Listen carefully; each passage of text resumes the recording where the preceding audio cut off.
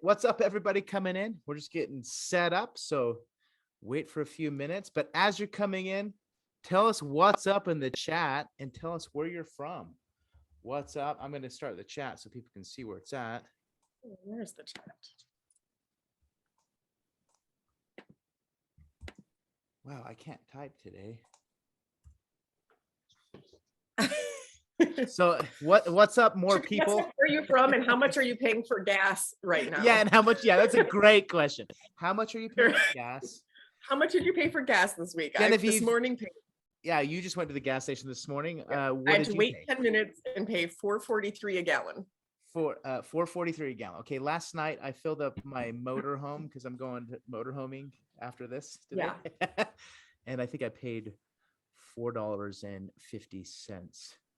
$5.58 a gallon. Holy cow. Where are you at, Matthew? Where are you at?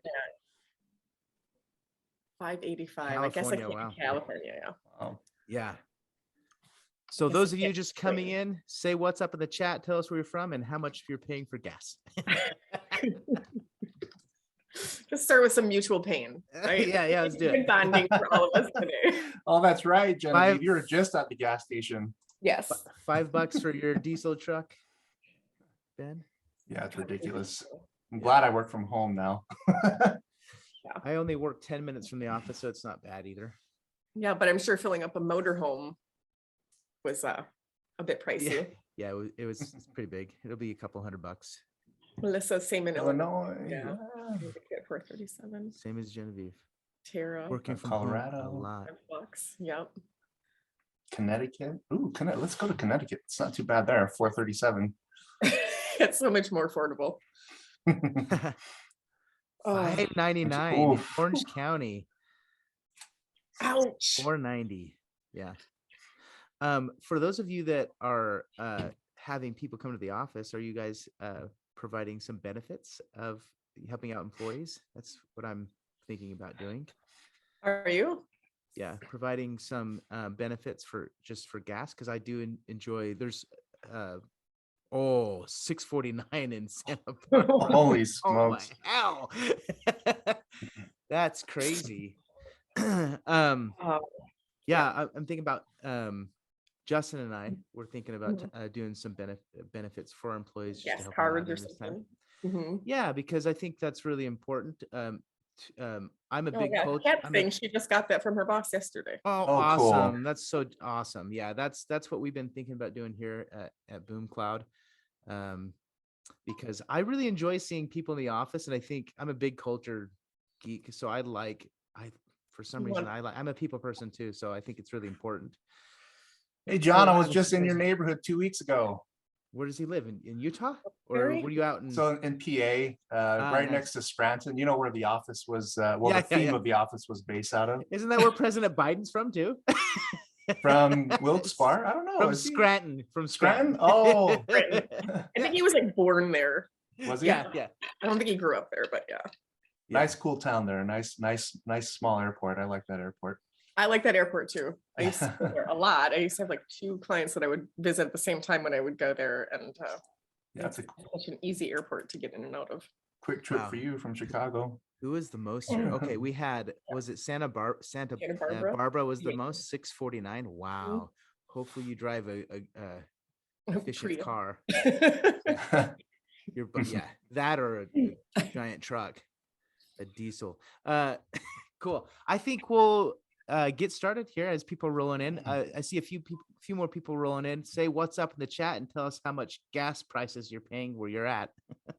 But we'll get started here. So really pumped to be on this webinar today with Ben and Genevieve, 2 of my really good friends in the industry. We've been working together for some time. Ben, I've known you for a while. Since I started my company, and now we are neighbors. Ben literally lives like 5 houses down from me, and that was not planned. That was just kind of happened. So funny.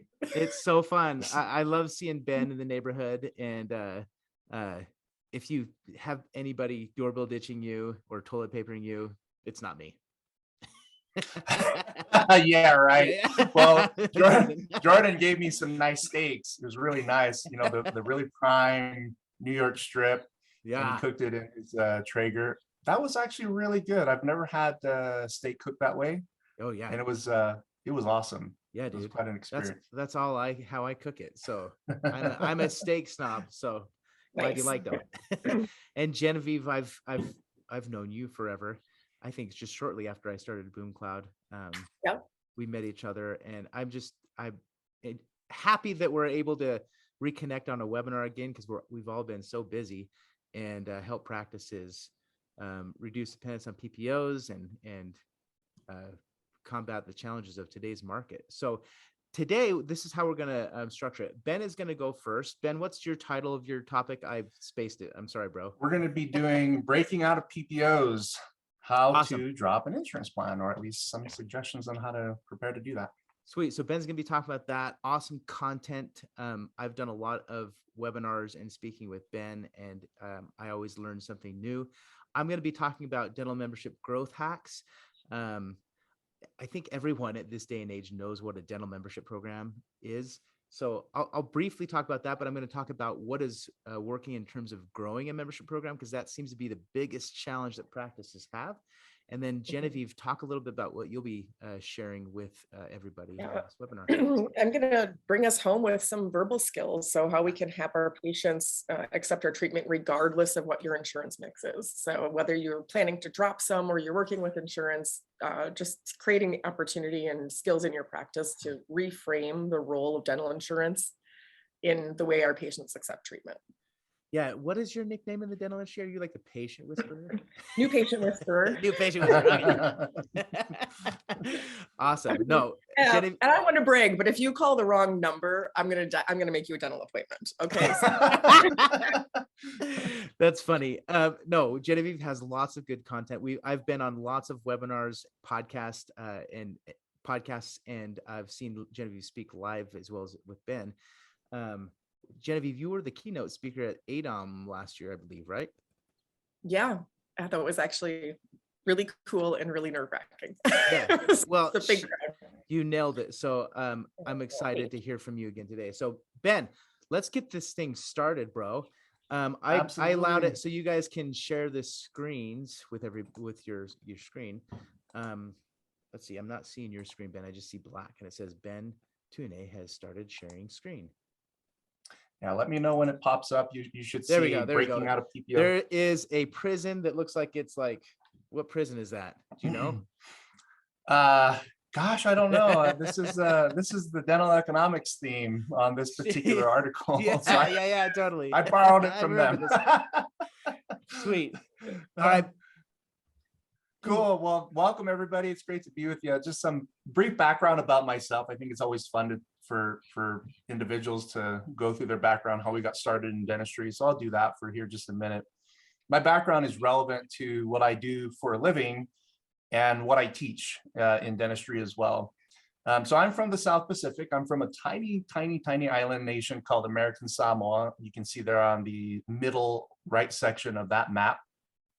This map is called Oceania, and I had no idea that this was Oceania until I think when my son started 5th grade. He's like, "Dad, did you know that you grew up in Oceania?" I was like, "Oceania? I grew up in American Samoa. What's Oceania?" He's a 5th grader, so I guess if I were to play that game smarter than 5th grader, I'd probably lose. You feel better. My boyfriend's from Australia, and he asked me if I'd been to Oceania, and I said I've never even heard of it. Like, what the hell is that? I grew up there. Is that like a lost city or something? This whole area. Gosh, Genevieve, quit being racist, all right? It was super embarrassing. So me too. I had no idea. I grew up in American Samoa. You're from there. It's I know. Yeah. We being American Samoa, it's a U.S. territory. It's one of the 5 U.S. territories, but it's actually considered an unincorporated territory of the United States because we have our chief government that is run by the high chiefs, and then we have the U.S. government, which is the governor and then the House of Representatives. And so we have one congressional, I'm sounding like someone right now. We have one congressional delegate, a member of Congress that's a non-voting delegate. So we have representation in Congress, but we're considered United States nationals. which is a version of citizenship, but not full citizenship simply because of the government component. We still own our own land, which is cool. Where my family land, my property, our family land is kind of in the middle section where you see, that's not, they made a mistake on this. It says Leona on the bottom, that should say Leone. So just above that is several thousand acres that our tribe owns. Oh. And so part of the government setup there is American Samoans can still, the families can still own their land. It's not federal property, which is great for us, simply because for generations and generations and generations, kids get to go back home, right? Where they can build a house and not necessarily incur a mortgage. This is, when you look at the entire South Pacific, I guarantee, well, I bet you won't be able to find the Samoan island chains immediately. You see Hawaii there in the center. Samoa is south. If you just go down to where the Cook Islands and Tonga is, Samoa is right above that, on the right of Fiji. I grew up in an environment where it was literally third world. In fact, I still have family members there. This is a picture of a collection board at one of the more popular grocery stores in Samoa. And, you see here, David Te'o in the middle, he owes the store $140. There's a legal group here that owes quite a bit of money. It's kind of funny that this is like a public shaming. Public shaming. The 1980s version of, wow, that that Kanafoi Sunday School, $1,260. Yeah, and they do this because it's so embarrassing. Like Law Connection Agency, Oh $86. It's so embarrassing for people to be posted, on a public forum there where everybody can see. But for people that don't pay their speeding tickets, the police department posts their names in the newspaper in a long list of people. But this is the environment that I grew up in. That's hilarious. Here's a. So when are we going to sign. start shaming the insurance execs? Yeah, we'll get to that here in a minute. So check out this one here, you guys. I mean, right? Read this. That's what I thought first time I saw it. Of course, you probably don't understand what that means. No, I don't know what it says. No. Basically, what this says is that if you don't have a T-shirt, you are not permitted into this store because it is not pleasing to the sight. And this was the grocery store of the Kims. They're Korean, and they've been renting our family building for 30, 40 years. And I walk in this day and I go up to Miss Kim. I said, so Miss Kim, if I come in and I don't wear a T-shirt, you're not going to let me in? She's like, no, you ugly, you get out here, you go, you wear T-shirt. She starts just yelling at me. And so the very next day, I'm thinking about how to give her a hard time because I have to go back in and buy more groceries the next day. I go in and I say, hey, Mrs. Kim, so if this guy walked into your store like this, would you let him into all the rock? She kind of had a little out of body experience. Everybody loves The Rock back home because he's from Samoa too, or his family's from Samoa. And I said, what about this dude? Will you let him in? And she's like, oh, Roman Reigns. Oh, yeah, WW11. What about this dude? Junior Seau, football player, well known. And he's like, oh, yeah, absolutely. Let these guys in. So the next day I come back in without a shirt. And sure enough, she kicks me out. So I sent her a letter and I raised her rent because of that. Just kidding. But that's the environment that I live in. It's a very third world environment. In fact, this is a typical house. We call them fales. Wow. This is actually a very current home that a family lives in. You can see that there's sand on the bottom there. So I don't think you don't have to feel sorry for people like this because this is paradise. When you live like this, totally off the grid, you don't have a whole lot to in terms of worry. Kids like myself grew up in environments like this where we thrive. We come to the United States, we learn how to speak English, we go to college and universities, and we find our way, right? Knowing that where we came from, what a lot of people would perceive as a struggle, I sometimes wish I would go back to this environment to escape all this insurance BS, right? That we're all dealing with in today's day and age. But that's a little bit about me, where I came from, who I am. And the purpose of this particular segment of this course is how to deal with insurance companies from the perspective of firing them, right? Without your patients firing you. And Genevieve is probably one of the foremost experts on the communication component. That's why she's last, beast before beauty in this case, where Jordan and I are going to go first. But the real content in terms of how to navigate this patient retention, is all about the communication, right? And the experience that the patients have with you. But I want to talk briefly about my why. I talked a little bit about my background, but what's the why? Why do you come to these courses? And I guess it's obvious, right? Why are you even in dentistry? Sadly, over the last couple of years, a point of pain with most businesses and most industries is that people leave, right? They're not coming back to these industries. And you ask yourself, why? Interestingly, people that have left dentistry a couple of years ago are coming back, right? Because when they really think about their why, like, dentistry is what I know and it's what I love, right? It may seem tough at the time, but from a career perspective, we tend to navigate to things that we know best. In terms of my why, why I do what I do, why I teach what I teach, there's a lot of things that I teach that are against a lot of what some of the well-known dental professionals believe, or what they teach as it pertains to how we're dealing with insurance. Mine is completely different because of my experience, right? I'm going to share a few set of slides for you and invite you into my home for just a minute. But I want to forewarn you that the next set of images that will explain my why, they include images of a premature child, a 24-weeker to be exact. And I recognize that we might have some parents on this webinar that have experienced a premature child in the past, and that can bring up some pain. I apologize about that in advance. If you want to shut your screen off and just listen to this for a second, please do so. But bear with me, because this is really the foundation of my presentation, the foundation of what I teach in dentistry. And as you get to know me, you'll learn that this is really what started my thought process on how to fight insurance plans. I'd like for you to meet my son, Welton. There's a video here. I hope it doesn't play. And forgive me, I'm starting to experience some allergies here. So this is Welton. As I mentioned, delivered at 24 weeks gestation.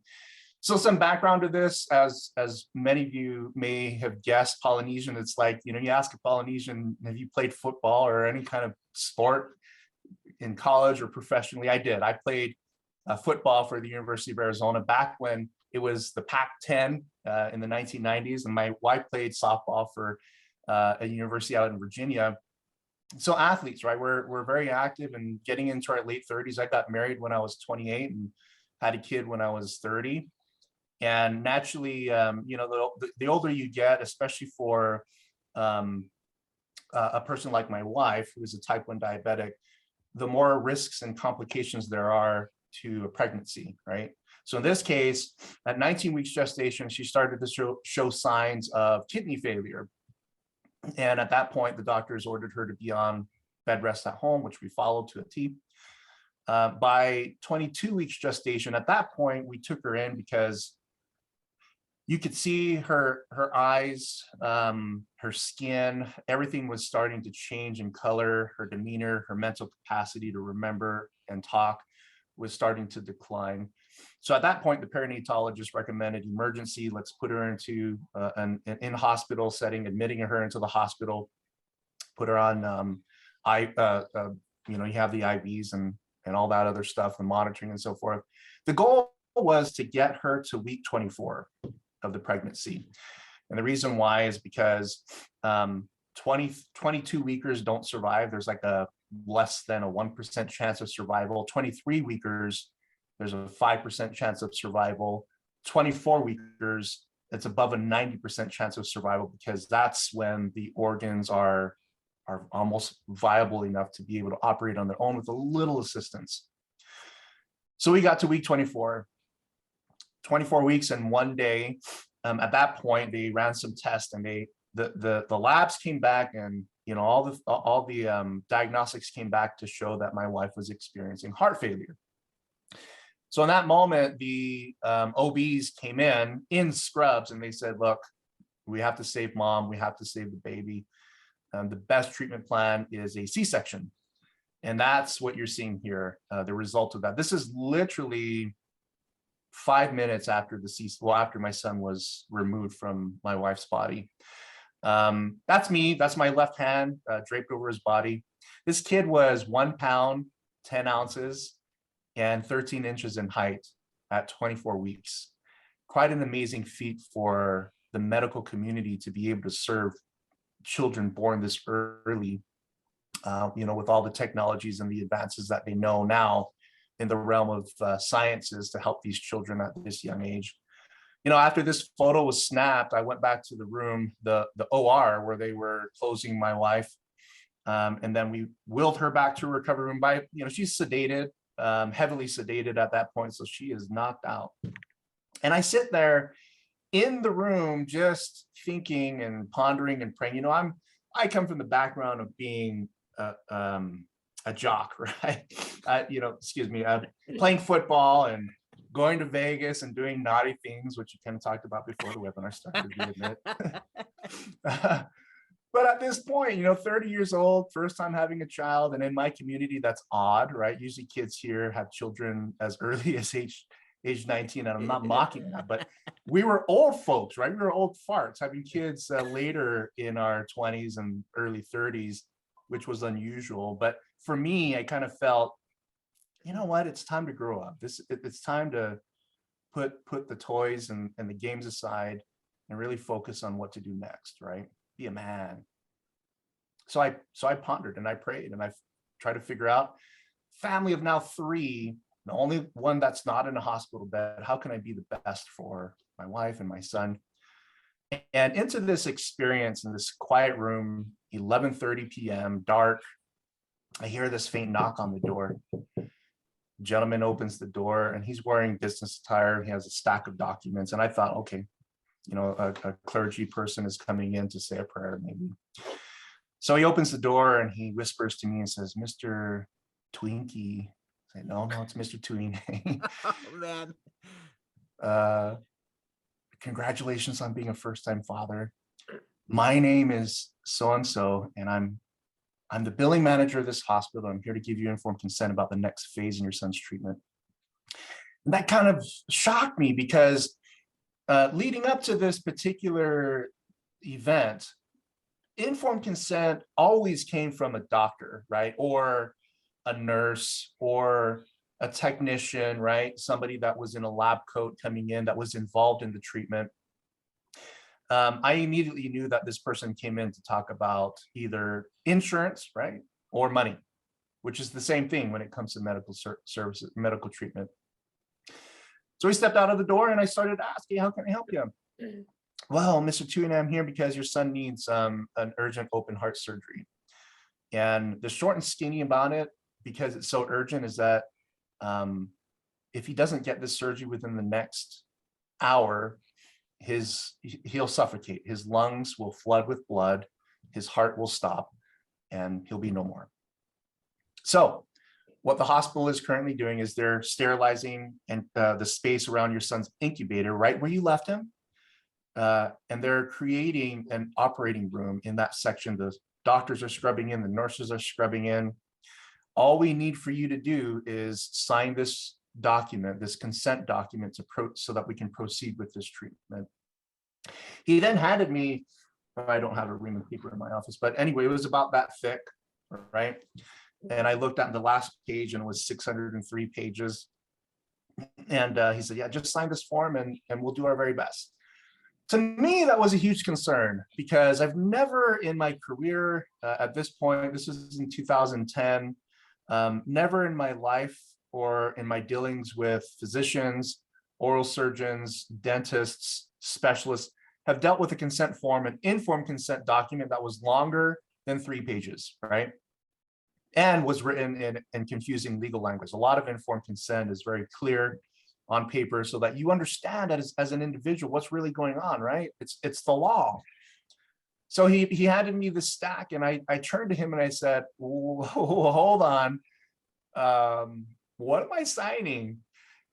For 5 minutes, we have this really foolish debate. Here's me trying to get information, right? Understand what the risks are, what exactly is going on, what the alternatives are. And this guy is just pressuring me and saying, look, if you don't sign this document, you're guaranteeing that your son will die. If you sign it, you'll at least give him a fighting chance. And at that point, I turned to him and I said, well, here's where I'm coming from, is that even if I do sign this document, not being fully informed, do you realize that the hospital is still on the hook for liability if my son dies, because I don't really know what I'm agreeing to? At that point, he caved, I guess, and gave in, threw in the towel. And he says, well, Ben, essentially what's going on here is that the neonatal cardiothoracic surgeons that normally deal in this type of surgery, they are considered non-participating with your plan. In other words, they're out of network. So therefore, they cannot be made available under your plan terms to be able to provide the surgery. However, we do have in the hospital that doctors that are here tonight, other doctors that have experience with this surgery that are scrubbing in, and by authorizing them to perform this surgery, you're essentially, giving the hospital permission to use those doctors. And I thought that was kind of odd. That kind of led me to the next question. Well, what's the success rate? What's the survival rate difference, right? So starting with the cardiothoracic surgeons, any guesses? Anybody want to throw in the chat what you think? What percentage do you think? And I know we don't have all the information, but just guess. 40%, 50%, 80%, 90, 100%? So cardiothoracic surgeons in this particular hospital, it was a 95% success rate. Pretty good, right? The general surgeons, and this is the part that, well, I'll just say it before I get into that. Essentially, when you got to the general surgeon's success rate in this hospital, their batting average, it was 15%, 1-5. And at that point, the whole idea of becoming a man just went out the window. The warrior in me started to come out, and I had to be very patient, because in my mind I was thinking, and I won't use profanity, I recognize that that's not always professional, but sometimes we're tempted to say it, right? Like I am right now. Situation warrants it, I think. Yeah, in my head I was like, what the F is this about? Why is an insurance company, or why is the insurance plan dictating my choices? Why are they eliminating options? How do they get to decide what a child gets in terms of quality care? And I conveyed some of that to the billing manager, but because of the urgency of the surgery that needed to be done immediately, I said, look, I'm going to turn this piece of paper over, blank page.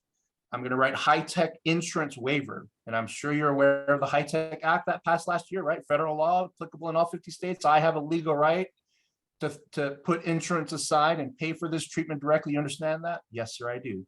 So I signed that document. I said, I want the cardiothoracic surgeons. I want the best surgeons possible. I want the best batting average, period. I want the best quality care. That's the end of the story. Can you help me with that? Absolutely. Gave him a credit card for collateral, and they proceeded with that treatment that day. So this is a picture of my son several years later, and forgive me, my computer is deciding not to be very cooperative, so I'll get to that here in just a minute. But naturally, yeah, the question of survival, yes, he did survive. So this is him, 3 years old, Tybee Beach, where my wife is from. I mean, look at those beautiful teeth, right? Those are nice arches. They no longer exist because he's 11 years old with adult teeth now. 2 years old, the Incredible Hulk with beautiful abs. Now, I'm not a dentist. I've never served as a clinician in my life at any extent, but this is my first ever extraction. I hope you're impressed. And this is him thinking he was in Vegas this night. Who knows? But, the point of the story is that when it comes to treatment, and don't worry, the screen is blank on purpose. When it comes to medical services, no matter what it is, dental services, medical services, it is my belief that the best care should be the first and only option, other than the informed consent part about what if I do nothing discussion, right? I think we get too hung up a lot of times on giving way too many options. I mean, for crown treatment, restorations, oftentimes, I mean, Jordan's seen this in his lab, his father's lab, where, you know, because of the insurance reimbursements are so low, oftentimes we're tempted to use the cheapest materials, right? Oh yeah. Jordan saw many lab slips with that instruction. Yeah. What happened? Tell us what happened, Jordan. Oh, a lab slip came in with a case, and it basically it said, please use the cheapest materials available. And this particular office was signed with pretty much every PPO under the sun, and that was their mentality of just give us the cheapest. And I thought to myself, I'm like, man, if I were this patient and I read this, I would be really angry that nobody was focused on quality of even just my tooth, right? But that's kind of the gist of the story, that we got many lab slips like that coming in that just said, just use the cheapest materials possible. It's kind of sad, right? It's sad that it irritated me big time. Yeah, where we're at. So this presentation is not meant to be a doom and gloom. There's hope, simply because at the end of the day, we're forced into a position when we're dealing with insurance as patients, right? And guardian of patients, as doctors on your end, to deal with insurance. And it's almost inescapable from that perspective, because either you're going to deal with them as an in-network provider under an enormous amount of restrictions, or you can deal with them as an unrestricted provider with no restrictions, which is what we're going to talk about. But I want to go through something as it pertains to trust. You know, there's this real cool story about a guy by the name of Derek Hamilton, who was falsely in prison. In 1996, Derek was convicted of a murder that he didn't commit. During his 2-year decade stay, or 20-year stay in a heavily gated barred hotel, or in other words, a prison, Hamilton became a jailhouse lawyer. He helped many of his fellow inmates appeal their convictions.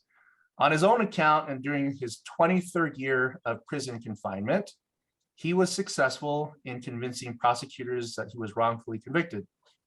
Recently, Hamilton took on a new role in his calling to fight injustice as a successful plaintiff. The legal experience he learned in lockup molded him into one of the greatest advocates for those who were charged for crimes they did not commit. Hamilton was awarded a $7 million settlement for imprisonment that was based upon false and fabricated evidence from a legal system designed to protect its citizens. Think about that for a second. When dental insurance was first started, and we know the history of that, right? California Dental Association was started by Delta Dental California, started by California Dental Association. Oregon started its version of Delta. Washington State started its version of Delta. And we created these programs based upon trust, right? Where we were going to serve the community. Doctors at that time received adequate compensation, or at least fair compensation back then. And this was in the 1950s, right? That whole fair compensation model started to disappear in the 1980s and 1990s, simply because the people that were running the Delta Dentals of the world changed, right? Where they were insurance brokers, or, you know, CEOs that were non-clinical. You know, you look in this day and age, and this is something that Jordan will share too, you know, inflation is 7 to 8%.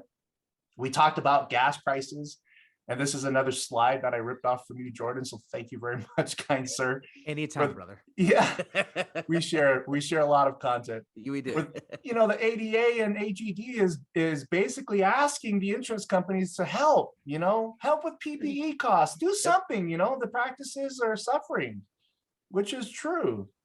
And then what happens after all this inflation happens, after the AGD, all the associations try to plead with the insurance industry? Cigna comes back and says, F you, mother effer. I'm going to give you a 15 and 36% cut, right? Yeah. Delta Dental comes in some states and they say, you know what? We're going to follow what Cigna says. Screw you. 10 and 20 cut for you, sir. And ma'am, Dentamax, 7 to 18%. You know, the initial feeling that you have is, you know, this emoji, right? Which kind of follows the whole trend of, okay, well, now we're going to be very sad.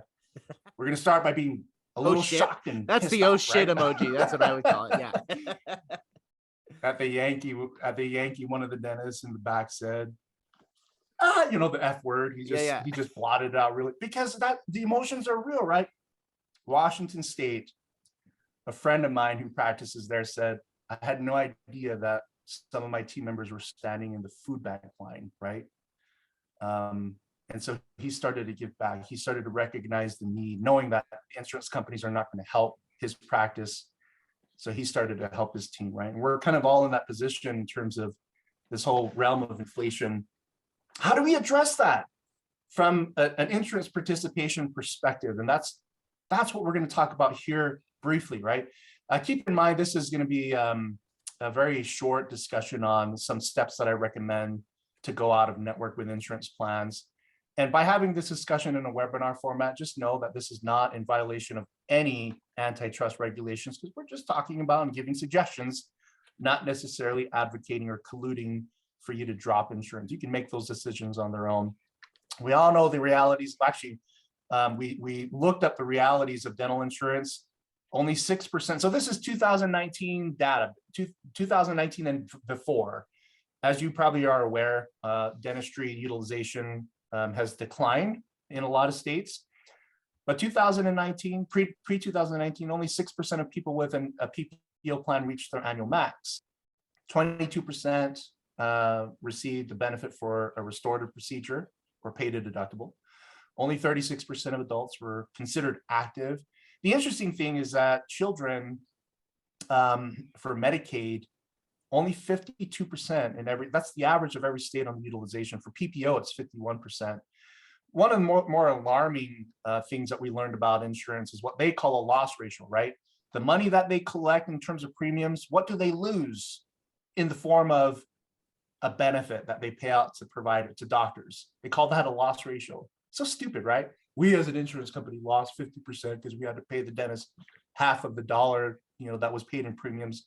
That's BS. Only 50 cents on the dollar for a PPO is actually used towards PPO benefits. So the question becomes, do these institutions have a budget to pay more?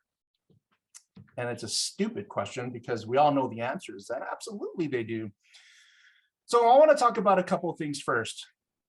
This whole idea behind why do employers and patients alike flock to the dental plans that have the most in-network participation? Well, that's because the insurance industry, when they sell, like the brokers that sell dental insurance, when they go to an employer, they'll say, well, Delta Dental is the most endorsed dental plan by the doctors. So therefore, you should be buying a dental plan that is endorsed by the doctors. Why do the brokers do that? Well, that's because the number one most trusted professional are nurses, and in that category are hygienists and dental assistants, and then number two are doctors. In the category of doctors, dentists are number 5, right? You're consistently in the top 5 to 10 most trusted professionals, according to the Gallup polling. And you talk about where the insurance industry is. Holy smokes, they don't even rank, right? And Congress. Yeah. Sons of bitches. Anyway, that's why they say that go with the plan that's most endorsed, is simply because that's a way for the insurance industry to lease your credibility, to lease the trust that the public already has in you. I'm going to skip that video. So here's a case study behind dental plans that are most popular in most states that coincide with the largest number of in-network providers. Of course, we all know Delta, Blue Cross, United Concordia, especially in military communities, MetLife, and Aetna. Sometimes Cigna, if you're in Texas, where a lot of the school districts use Cigna, and every doctor in those communities are in network with Cigna. The point is that we are the ones that tend to mistakenly give the insurance companies the authority to make these fee cuts, simply because whenever they do these fee cuts, there's not enough protest, right? There's not enough of a protest to take away that quote unquote endorsement. By the way, who endorses insurance plans on the clinical side of dentistry? I don't know anybody that really does. This whole relationship between doctors and insurance carriers was initially founded on the basis of trust and teamwork. But it's no secret that the insurance industry is the one that's really benefiting. Here's an executive list. Delta Dental of Washington, the guy on the top. This is your public shaming board now from. Yeah. And this is actually public information. Why? Sure. Delta Dental of Washington is a not-for-profit organization. So you're entitled to know this stuff if you're in the state of Washington or any state where Delta Dental is filed as a not-for-profit. But this is the pattern, right? Where you have people that work, or a person that gets $2.5 million, doesn't do any work. Here's a list of CEOs. What do you think when you see something like this? By the way, these are base salaries. These are not the bonuses. When you add bonuses, Aetna CEO makes towards 50 million, $60 million, on some years. But the point of this is that there's a lot of money that's not being used. The loss ratios, as an example, right? There's a lot of money that's not used by the insurance plans on actual benefits, which were, if I were paying for dental benefits, knowing that half of my contributions for my employees is half of it's not going towards benefits, I'd be pissed, right? You know what, Ben, this Matt just commented in, it wasn't public, so I don't want everybody to see it, but he's pointing out that a lot of people who are listed as endorsing dentists are retired and dead.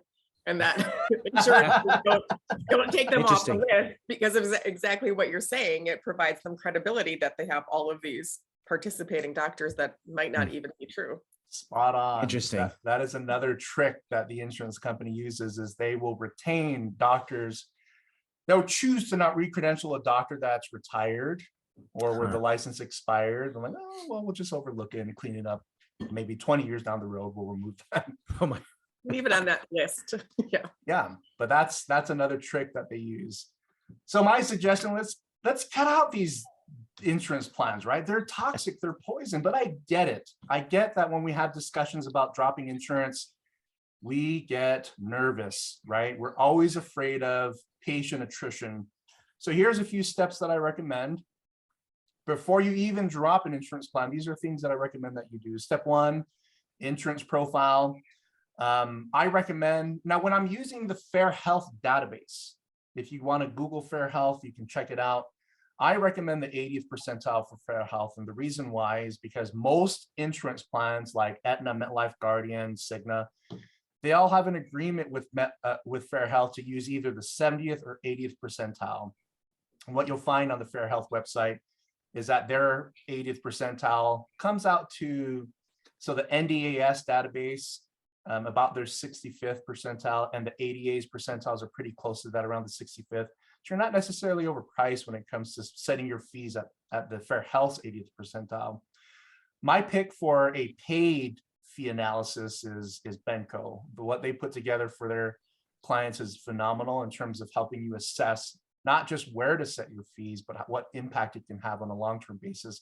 You can buy a fee assessment from feeestimator.org. And by the way, I'm not a paid spokesperson for any of the organizations that I recommend. I just recommend them based upon my experience on what works best for even clients that we serve. Feeestimator.org, if you buy something from them, it's just a straight percentile, right? I recommend contacting, if you want to have a more in-depth analysis, Benco is a perfect partner to ask for that type of fee analysis. On Fair Health, this is what you see. We'll just quickly go through this for the sake of time. Now, the out-of-network insured pricing in the middle right section there, the out-of-network uninsured price, that's the 80th percentile. If you read through the website, you'll find that for a porcelain ceramic crown, 1512 in this particular community in Seattle, Washington is considered the 80th percentile. As I mentioned, the Benco reporting is far more in depth. You get something like this, and there's like 10 other pages that come with this in terms of an analysis. And this is against the NDAS, which is very, very effective as well in terms of fees. The point, folks, is that it's so important for you to assess your fees now, right? Especially with inflation. And if you go out of network with certain plans where they're willing to compensate you as at the 80th percentile out of network and you're at the 40th percentile, you're going to be losing out on a lot of potential income there. Part two is how you are contracted with insurance. Sometimes you might find that the Dynamax contract governs MetLife, Aetna, Emeritus, and a bunch of others, it's important for you to sort that out, right? And that way, when you terminate these plans, you know exactly where to go, and you're not wasting a lot of time trying to cancel Aetna by talking to Aetna directly when your Aetna contract is actually through Dynamax, right? So get with your team members and put together that assessment on, hey, who are we in network with? I have to tell you, it's amazing how many offices literally don't even know who exactly they're in network with, and Yeah. Yeah. people that they have posting EOBs have no sense of whether or not what they're looking at is correct or incorrect, or hey, this should have been processed under this different, like they have no Wow. awareness of it at all, and there's no master list, and there's nobody in the entire office knows. Somebody who was an office manager 10 years ago set it all up. Well, Like, the it's kind of crazy. crazy thing is too, like with this umbrella, you call them umbrella policies or leasing agreements, Ben, is that what Yeah. this is? Yep. That's what it also makes it so complicated running practices, and kind of seems scammy. Yeah, you have to have your ongoing list, right? Who is MetLife really paying under? If they're paying under Dynamax or Maverist or Carrington Platinum, you have to straighten that out just for the sake of like what Genevieve and Jordan said. You just have to know how to manage these things. And if they underpay you, which is happening quite a bit, you'll know, right? Mhm. But for the purpose of dropping insurance, putting together this assessment is very important. And the reason why is when you read further on the Fair Health website, you'll find that Aetna has agreed to follow Fair Health's 80th percentile, so on and so forth with Cigna, Guardian, and MetLife. And so that kind of begs the question, you know, when you assess and research how these insurance companies pay out of network, which one should you start with? For me, in most communities, it's MetLife. In many other communities, it's Aetna. But the four top out-of-network paying plans in the country are MetLife, Aetna, Guardian, and Cigna. And I start with one of those simply because if you were to drop, let's say, a United Concordia, right, where out-of-network benefits really suck, meaning patients now have to pay 50% of their preventative care visit, whereas a lot of Aetna, MetLife, Guardian, and Cigna plans still cover 100% out of network for preventative care, and at the Fair Health's 80th percentile if you charge the 80th percentile.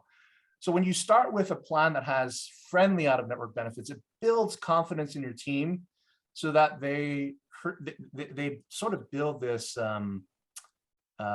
courage, right? So that the next plans that you drop, they're not afraid. They know somewhat what to expect. So it's a teaching platform for those particular patients. So in terms of this initial analysis, you know, where to start, I would look at one of those four plans as a teaching platform to drop insurance if you're on any of them. Now, this part about membership plans, I'm going to skip that because that is my buddy Jordan's section here. And I'm just going to wrap up here real quick with the team training. Membership plans are a critical component to dropping insurance. And once you put that in place, you know, training your team and getting them ready to maximize your membership plan, but also to retain patients is going to be very, very important. Now, some tips as it pertains to the communication, well, just in general, as it pertains to going out of network, is that you always have to maintain control of the conversation with your patients, right? This is just true in any facet of being, you know, at the front office in dental. You're in charge, right? Patients shouldn't be dictating conversations and treatment. There are a lot of bullies, a lot of patients that no matter what, they give you a hard time, and dropping insurance is a perfect way to weed them out, right? not necessarily have to deal with them on a long-term basis. And then the other part is I like to spice up the language, which Genevieve is going to talk about here in about an hour or so. I use unrestricted, but I also clarify, I tell patients that unrestricted is out of network, right? But our focus is quality care. I've talked to so many doctors in the last couple of weeks that have been through this journey of going out of network, and they've all agreed that the quality care discussion with patients matter. Now, of course, this is being recorded where you can re-access this later. But what I want to get to here are just a couple of recommendations on verbiage.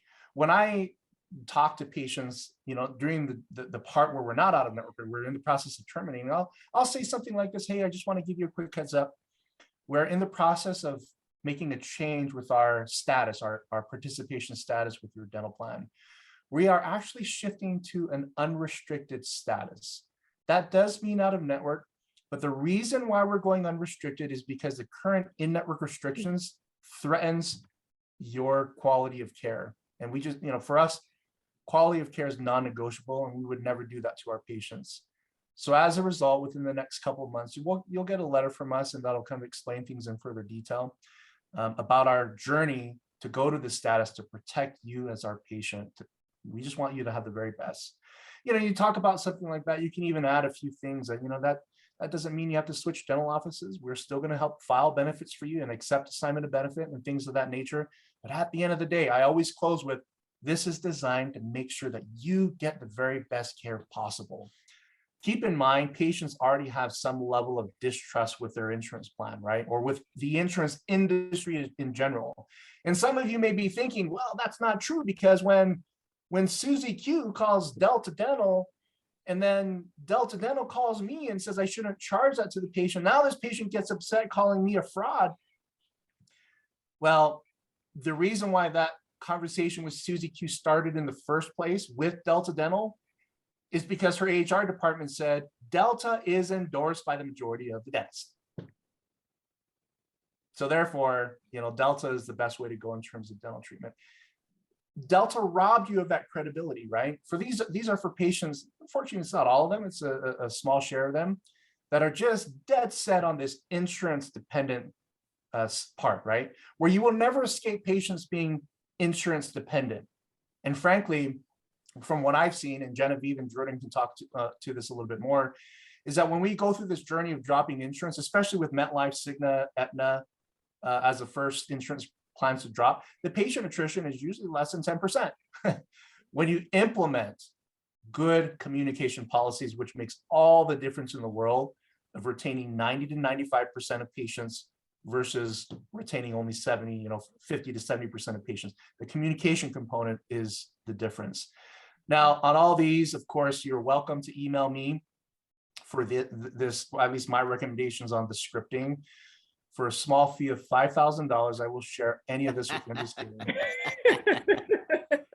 The price of admission is free as it pertains to me sharing. I have some of the same stuff too, so we can, and I can send it off as well. So Hey, Ben, absolutely, it is critical to drop it. Here's a question for you, Ben, real quick. Yeah. From Melissa. Hi, how you doing? Hi, Melissa. Do you recommend, when dealing with a DSO with multiple offices, that we would drop an insurance plan at all locations at once, or would you recommend keeping one or two offices that maybe need more patients and funnel patients to those offices? Good question. Yeah, for DSOs, it's a little bit tougher to institute a global policy in that state to drop insurances all at once. My first rule of thumb with DSOs as it pertains to insurance participation is that I recommend it's always handled on a per state basis, right? Because every state is different. Alabama, sure. Blue Cross Blue Shield is your number one in terms of patients. And then Pennsylvania, it's Delta and United Concordia. So it's different, right? In a state, I recommend that you assess things based upon the individual practice needs. If many practices are booked out, which is a good indication that you probably shouldn't be on any as many in-network participation agreements. Those practices, when I was running a DSO, I handled them differently than practices that were in growth mode, right? So the decision on dropping insurance, because everybody works in that office, right? Sometimes you might have team members that are working in a couple of offices, but at the end of the day, we look at each of the individual offices to see what they need in terms of a boost to go either out of network or retain in-network participation. So that was a good question. Very good. So I'm going to wrap up here. And then, by the way, I'll be on the chat to help answer questions. You can chat me directly or just on the general forum. I'll get your questions answered. And that way we keep moving along. So the Kodak study, good friend of ours, Gary Takis, who runs the Thriving Dentist podcast. Yeah. So he was a genius and looked at the Kodak study. And basically what the Kodak study says on the bottom, the very last line there, where a 20% increase means the same profit on 55.5% of sales volume. Let me convert that to dental language. If you raised your fees or your reimbursements or income revenue from a particular dental plan by only 20%, which, by the way, going out of network, you typically raise, it goes up by almost 40%. But if all you get is 20% more, That means you can lose 45.5% of your patients and your profit margins are the same. From a revenue perspective, and we see this consistent with almost every dental practice, when you drop a plan like MetLife, you could lose 33 to 37% of your MetLife patients, and you're at a break-even point in terms of your revenue. You're making the same revenue compared to seeing 100% of the patients under the big steep in-network discounts. But the profits change at that level simply because you're not incurring the same overhead on the patients that left. Even though your revenue is the same with 35% of those patients gone, your profit margin still goes up by roughly about 7 to 10%.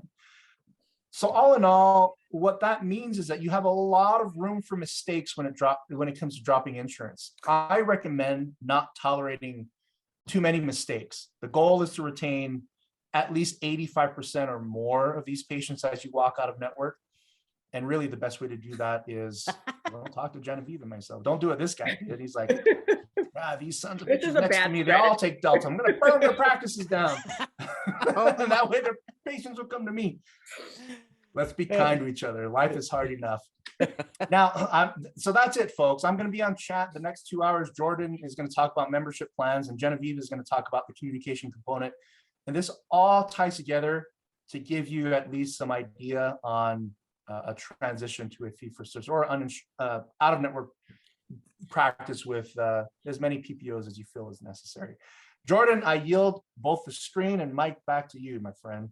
Thanks, dog. You like that? Oh, that's my contacts, by the way, if anybody needs it. Snap a picture of that. I'm switching screens here. Hopefully I can choose the right one. Zoom always changes things on me, but we'll figure it out here. There we are. All right. Real quick. Oh, let me enable the chat. This always turns my chat off when I present it here. Okay, just real quick in the chat, everybody, tell me who has a membership plan, who doesn't. If you have a membership plan, put yes. If you don't, put no in the chat real quick. Finding the chat here. Hey, lots just so I can gauge the audience and take care of people who need to understand what it is and understand. Cool. That gives me a good enough, a good mix. Awesome. Okay. Well, I'll explain what a membership program is in a little bit here, my definition of it. But my course is titled Membership Growth Hacks. I am obsessed with helping grow predictable recurring revenue for practices. It's been my passion for a long time now. And I'm excited to be on this webinar with you guys, educating it. This is a little bit about me. I do like to play the guitar, as you can see in that GIF running in loops. I've been in the dental industry for over 15 years. I used to manage a dental lab. In fact, a lot of our clients and friends of the dental lab would vent to us about the problems of dental insurance, and it would trickle down to the dental lab, and it would just bother me so much. In addition to that, my mother is an office manager. And growing up, she worked from home. So I heard every conversation she had with an insurance company, plus a few little swear words here and there about them. Ben and I, you know your mom. yeah, she's awesome. Ben and I run a podcast called the Navigating Dental Insurance podcast, say no to PPOs.com. I'm the founder and CEO of BoomCloud, which is a software company that helps manage membership plans. And I hate dental insurance. That's a little bit about me. So I like to chat a little bit about how insurance companies are attacking your practice and your business. So I tend to focus on three things, why I think and know how insurance companies are attacking your practice. Number one, they attack your cash flow. They make it really challenging to have steady cash flow streams, and it takes a lot of work and admin work to get the revenue needed from insurance patients. Number two, the profit margins. Ben talked a lot about that in his presentation. Your profit margins are being attacked. And then number three, the patient experience. Often patients blame your practice for insurance issues, or maybe the patient doesn't understand how the insurance plan works. But you're blamed because that's just how it works. These are three vital things in any type of business that are being attacked. I'm going to be talking a lot of the all three of these things: cash flow, profit margins, and patient experience, in the lens of how membership programs can help elevate your practice in these three things and start moving away from insurance and being a little bit more confident. Ben mentioned a story earlier today about my experience at the dental lab, where we would see lab slips all the time that, say, please give us the cheapest material possible. And I just don't think it's possible to give quality dentistry and be a part of all the PPOs. Ben and I are here in Utah, where it seems like every practice, Ben, is signed with every PPO under the sun. I mean, I saw it on the dental lab side with a lot of their clients, but I'm just amazed now running BoomCloud and seeing a lot of the Utah practices, how they're just attacked in so many ways with these PPOs. So my solution is cut those suckers out. Right. Ben mentioned this as well. We'll repeat it just very briefly, but we are at a time where, the ADA and other organizations are warning us of inflation and encouraging, in bold, we've got wage inflation hitting. I even seen wage inflation in my own company, which has been very interesting to manage. But in bold here at the end, it says it's extremely important to have this conversation with dental insurance payers and ask them to be fair in discussing fee issues with dental offices. Now, Ben showed multiple slides where basically they said, what was it, Ben? F you mother effers from your slide. Something like that. Something like that.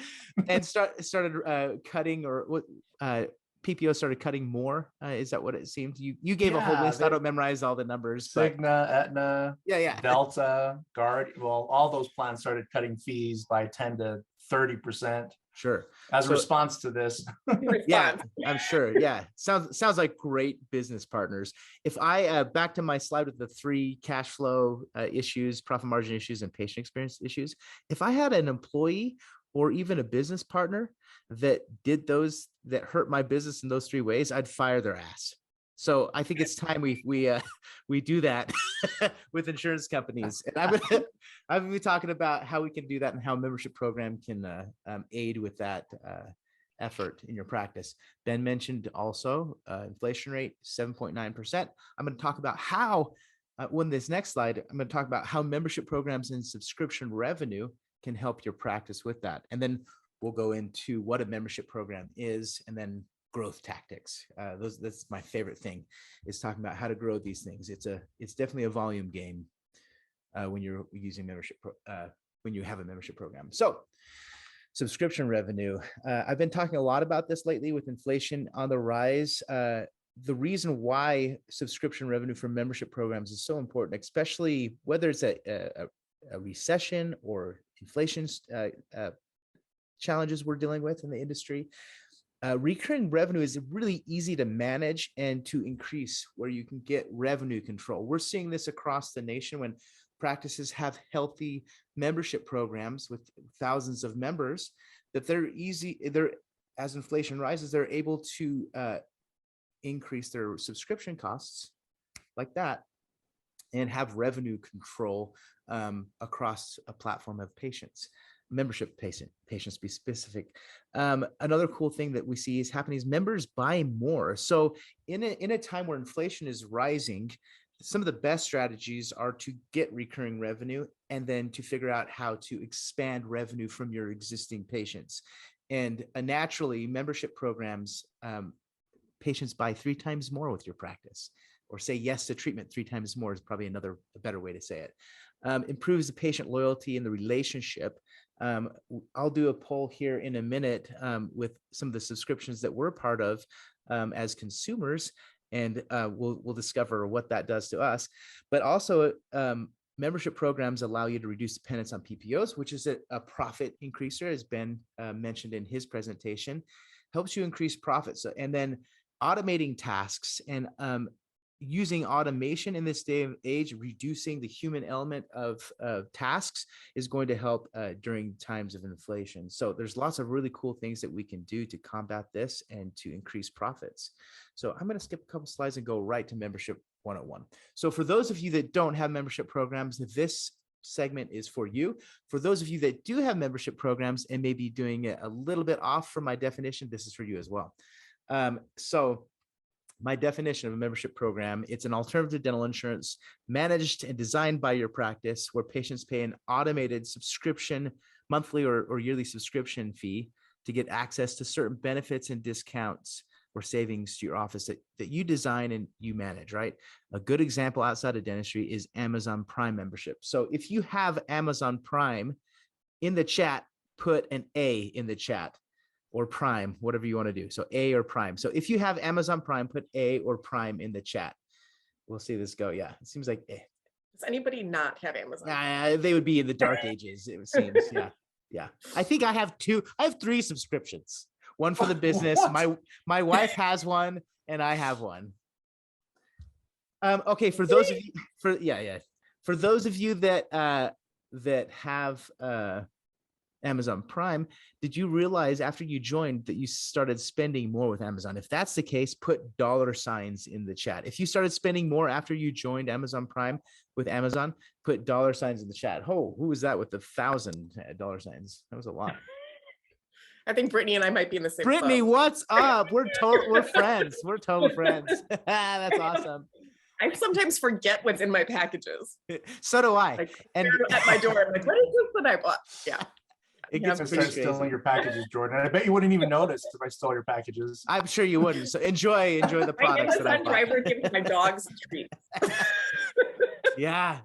So this is what I call the membership effect. People spend money when they're subscribers, right? And they enjoy doing it. Obviously, we just witnessed that. We can say the same thing with Costco memberships. We can say the same thing literally with every membership program in any category that we buy from. When you subscribe, you buy more. And we found the same thing in dentistry. And this is a wonderful way to increase profit margins and provide value to your patients. It's a win-win situation. And at the same time, when we're battling inflation, it's a great way to combat the inflation problem that we're seeing, because subscribers or members spend more. They say yes more to treatment. They feel like they're getting great deals and they're getting taken care of, right? So my Amazon driver knows me by name. That is awesome, Brittany. I feel like That's so rad. concerned about humans that walk out of Costco with like one thing. Do you ever see a person in Costco where like they go in and they buy one thing? It's rare, but I feel And like you're looking at him like, what are you doing here? Kick him out.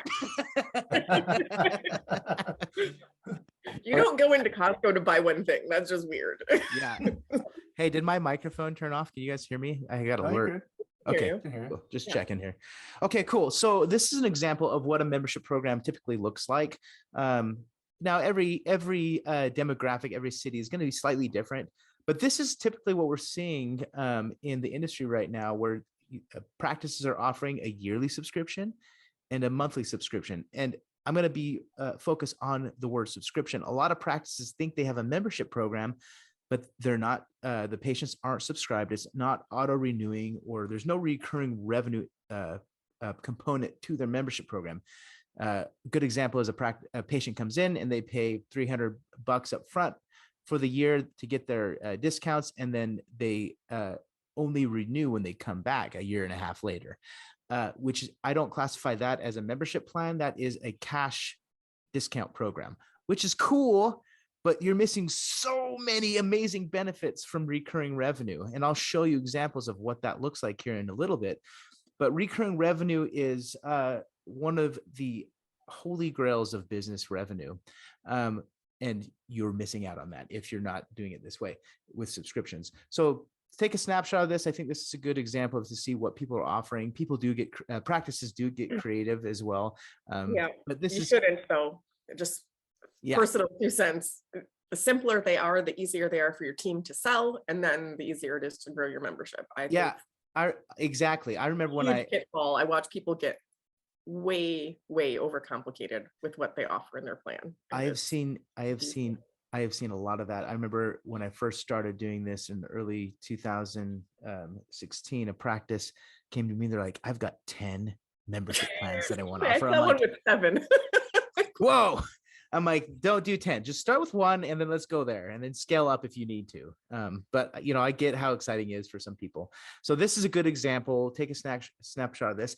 What we're finding though, recently, that a lot of practices obviously are in different demographics and have different situations.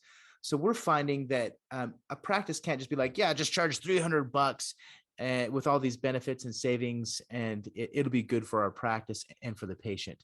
We're finding that practice they need to be really smart and look at the data of the location they're in, the demographic data, right? So in this example here, we've looked at the top 10 growing practices in the nation, and we found that there's some trends out of these here at BoomCloud, where a lot of the pricing for membership programs are being based off of the median income of the counties or cities that you're targeting.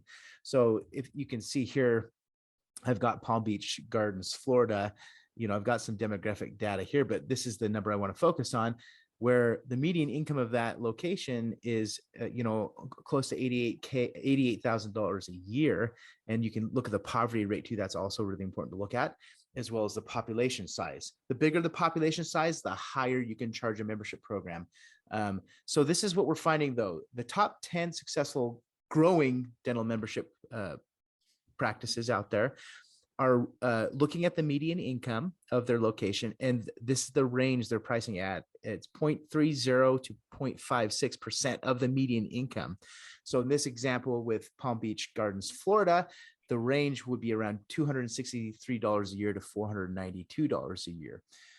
The bigger the population, so populations with, I believe, like 800,000 people or more can be closer to 1% of the median income is what we're finding out with all the practices that we're seeing growing membership programs. So you want to be really strategic. The cool thing about this, my team understands what to look at, and they help a lot of our practices be strategic looking at their pricing. A lot of people, a lot of membership plans out there just kind of use a box, like a plan in the box, and they don't really look at the demographics. The reason why I started talking about this is because we had a practice that was in a low population and a high poverty, low income state and city, and they were having a hard time growing their membership program. We looked at the demographics, helped the practice tweak their numbers, and boom, they started growing like crazy in their area. So it's really important to understand your demographics and who you're targeting. So that's my suggestion there with pricing. So the cool thing is the opportunity continues to grow for membership programs. When I started doing this back in 2016 and consulting with practices, just under half of the United States didn't have dental insurance. It's now over half of the population of the US does not have dental insurance. In 2020, with the COVID-19 issues, it forced 28 million more Americans into early retirement in that fourth quarter. So the number continues to grow, and the opportunity to offer membership programs, especially to people who are retired or getting ready to retire, is a wonderful large market. And in that mix are small business owners and employees to small businesses, and that's another thing we're going to talk about, how to target. So opportunity continues to grow. The longer I've been in this, it gets really amazing. Some of the benefits of starting a membership program are a robust patient loyalty system, and a way to help patients as well. It's a total win-win solution for practices. My favorite thing to talk about, it helps produce predictable recurring revenue. I managed a dental lab, which follows the cash flow trends of dentistry. And I've now run a software company that uses, what we teach, subscription revenue. And my journey through recessions and through market challenges has been a lot more pleasant than the days at the dental lab with a non-recurring revenue model. So I'm really passionate about helping businesses really figure this out and have it be a game changer for them. We all know that there's feast and famine months, Sucktember, I think they still call that. Recurring revenue helps with that. Recurring revenue helps increase the value of your practice over time as you build it and grow it. Gives you a platform to reduce dependence on PPOs. Patients commit with their wallets, so they're less likely to cancel. And if they do, that recurring revenue continues. And then, like I said before, members buy more. So that's kind of a high level recap of what we just said here. So what did John say here? Median income is, yeah. So I would look at that median income, and you may want to look at, John, in your case, you may want to look at what we call a discount only subscription plan. With that median income situation. And that's another really interesting strategy where you just offer a discount and a subscription and maybe a few benefits, but you can limit. The nice thing about membership plans is you can limit the offerings and tailor it to that median income. So thanks for sharing, John. That's very interesting. Would like to know the poverty rate and then the population size, because that will play factors into your pricing as well. Okay, when you think about a membership program is a sales funnel strategy, is how I typically look at it. You can use it as a patient attraction tool, use it in your marketing, your top line funnel to attract more uninsured patients, out of network patients, things like that. Patient retention tool. So once they become a patient, they join as a member and they retained, a retention strategy, which every business needs to have an attraction, retention, and an expansion strategy. And that's a case acceptance, right? Meaning patients say yes more to case acceptance. If you look at the membership model, it is a complete from start to finish sales funnel model that is extremely important, not only in dentistry, but in all businesses. That's why you see, Amazon, Costco, so many other businesses are doing, we live in a subscription economy, right? So many businesses are doing that because if you look at the sales funnel, it benefits a lot of different parts of that, or the full funnel. So I'm going to skip that book and go to this book. This is my homework for everybody today. Grab this book. This is the book that it's called The Automatic Customer. This is the book that actually inspired me to create Boom Cloud to help our friends in dentistry create recurring revenue. But it does require a new mindset. When you create a membership program, you have new metrics to understand in regards to recurring revenue and cancellations and growth rates and all these things. This book does an excellent job in educating the practice manager and the practice owner on how to think about subscription revenue. It's really awesome. John Warlow is the author. He actually just spoke on Mark Costi's podcast, The Dentalpreneur. Awesome episode. I would encourage everyone to go listen to that.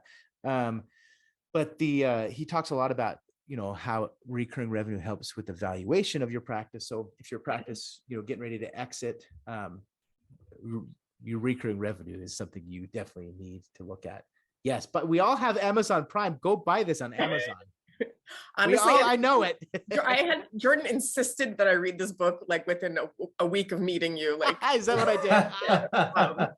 And I have read it, but I think it actually really is. Just to pipe in here, I watch mindset of a membership plan is where I watch a lot of doctors get hung up and that they get really scarce thinking about what they're giving up. They focus on the discount and they almost can't. I mean, for all the people I know that kind of haven't taken this leap yet, this is where they get stuck. And they're like, the people who already pay me full price, you want to give them a discount. And the fee for service offices tend to say that. Then I get a cleaning for free and it devalues me. And I watch them get really stuck in this cycle. And I try to assure them like over and over again, I've helped people implement this. And what happens in every case is their retention is higher, their pre-appointment rate is higher, and their case acceptance is higher across the board every time. I promise you it works. Well, and let's be honest, because that is a normal concern, especially from a fee for service practice. We hear that all the time. But there's something what I like to call give to gets. You're not just giving a discount for the sake of it. If you're doing that, I would definitely agree with that argument. but you have what we call a give to get. You're giving a subscription and they're getting a discount. So it's not a devaluation of your services, because it's a type of trade, right? You're offering the subscription, they're getting this. So it's not entirely like just a straight discount, to your point, Genevieve, of when somebody thinks of, oh, I'm focusing on the discount. It's like, oh, cool. But here's this other end of it that you're getting in regards of recurring revenue and increased case acceptance and all that fun stuff. It's a wonderful path. So thanks for chiming in there. I'm glad that I made you read that book. Read the book before you can be my friend. You didn't even talk to me unless you read this book. Yeah. I think that was kind of how it went, Have you actually. read The Automatic Customer? No. Get away. Call me next week. Call me next week. Yeah. One of my favorite quotes from the book, or one of the best parts about creating automatic customers through subscriptions, that you insulate yourself from the worst of a potential recession. I like to add that it also helps combat inflation because of the mechanism when you have everyone paying a subscription on one platform, and you can go, let's increase that by 5% or whatever percentage, and boom, the next month or the current month, that increase shows up in your bank account. So moving forward, I love cash flow. I kind of sound like a geek when I say that. I think my days of cash flow loving came when I managed my dad's dental lab, and cash flow was a huge issue. A lot of the practices were struggling with it too, and it just trickled down to the dental lab. It was a huge issue that I put on myself to try and solve for my dad's business, which eventually led to me helping practices solve it through membership plans. And I think cash flow is always the most important thing in any business, regardless. I look at some of these big businesses here in Utah that have all these big buildings, but they're floating on the backs of investors. And, when a bad economy comes out, those buildings will be empty. So cash flow is king in your practice. The fact that practice or insurance companies attack your cash flow is something to really consider and really fix. I know a lot of people may think cash flow may be profit, but it's not. Cash flow is just the timing of money, when it comes in, when it leaves. This is why I like membership programs, because you can design it in a way where cash is coming in right before payroll. So you got to get a lump sum from subscription into the bank account, so you can make sure you're paying your employees on time. When I managed the dental lab, having the cash flow issues, I remember this saying, hey, I can't pay you today, next week. Right? And as employees, you never want to do that to your employees. And this is why I love memberships and the subscription model. It's so predictable, and you can design it to where you've got revenue control for inflation purposes and payroll purposes, to make sure and ensure that you can cover the costs of your employees, because you never want to have morale problems with your employees, no matter if you're in a good economy or a bad economy. So that's why I love this strategy and how it can help your practice. Skipping that. Is Daniela, is that you? Hi, Daniela. Did I say your name right? I think I just glanced at it. She has a question. With a membership plan in place, how do you increase monthly or yearly fees to counteract inflation or otherwise? Do you send an email to subscribers, language to do so without subscribers drop the plan to increase fees? Yeah. So you want to have something in your legal agreement that states that you can increase prices. That's just good business practices. And then what a lot of our practices do, at the end of each year, they'll increase it by a certain percentage. And since they use the Boom Cloud platform, they can just get in, either set up a new plan with increased prices, and then move all their patients to that plan. And of course, you want to educate your patients that that's what's happening. And then that's typically when I say you can use it as like a revenue control platform. I'm typically talking about how our practices using Boom Cloud do that with our suite of tools. Hopefully that made sense. I'm a big visual guy. I think I'm constantly getting my calculator out and like doing math like this. And my wife rolls her eyes every time. I don't know why.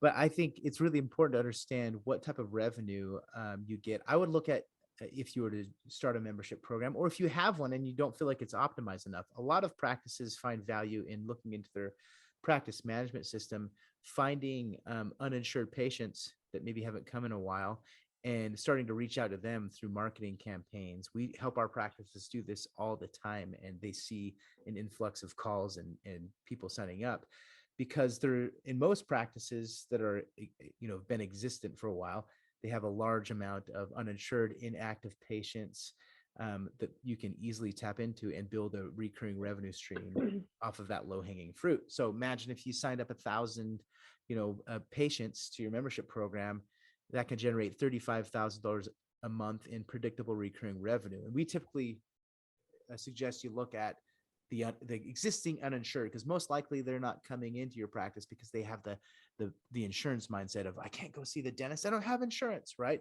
And most likely they haven't come into the practice in some time.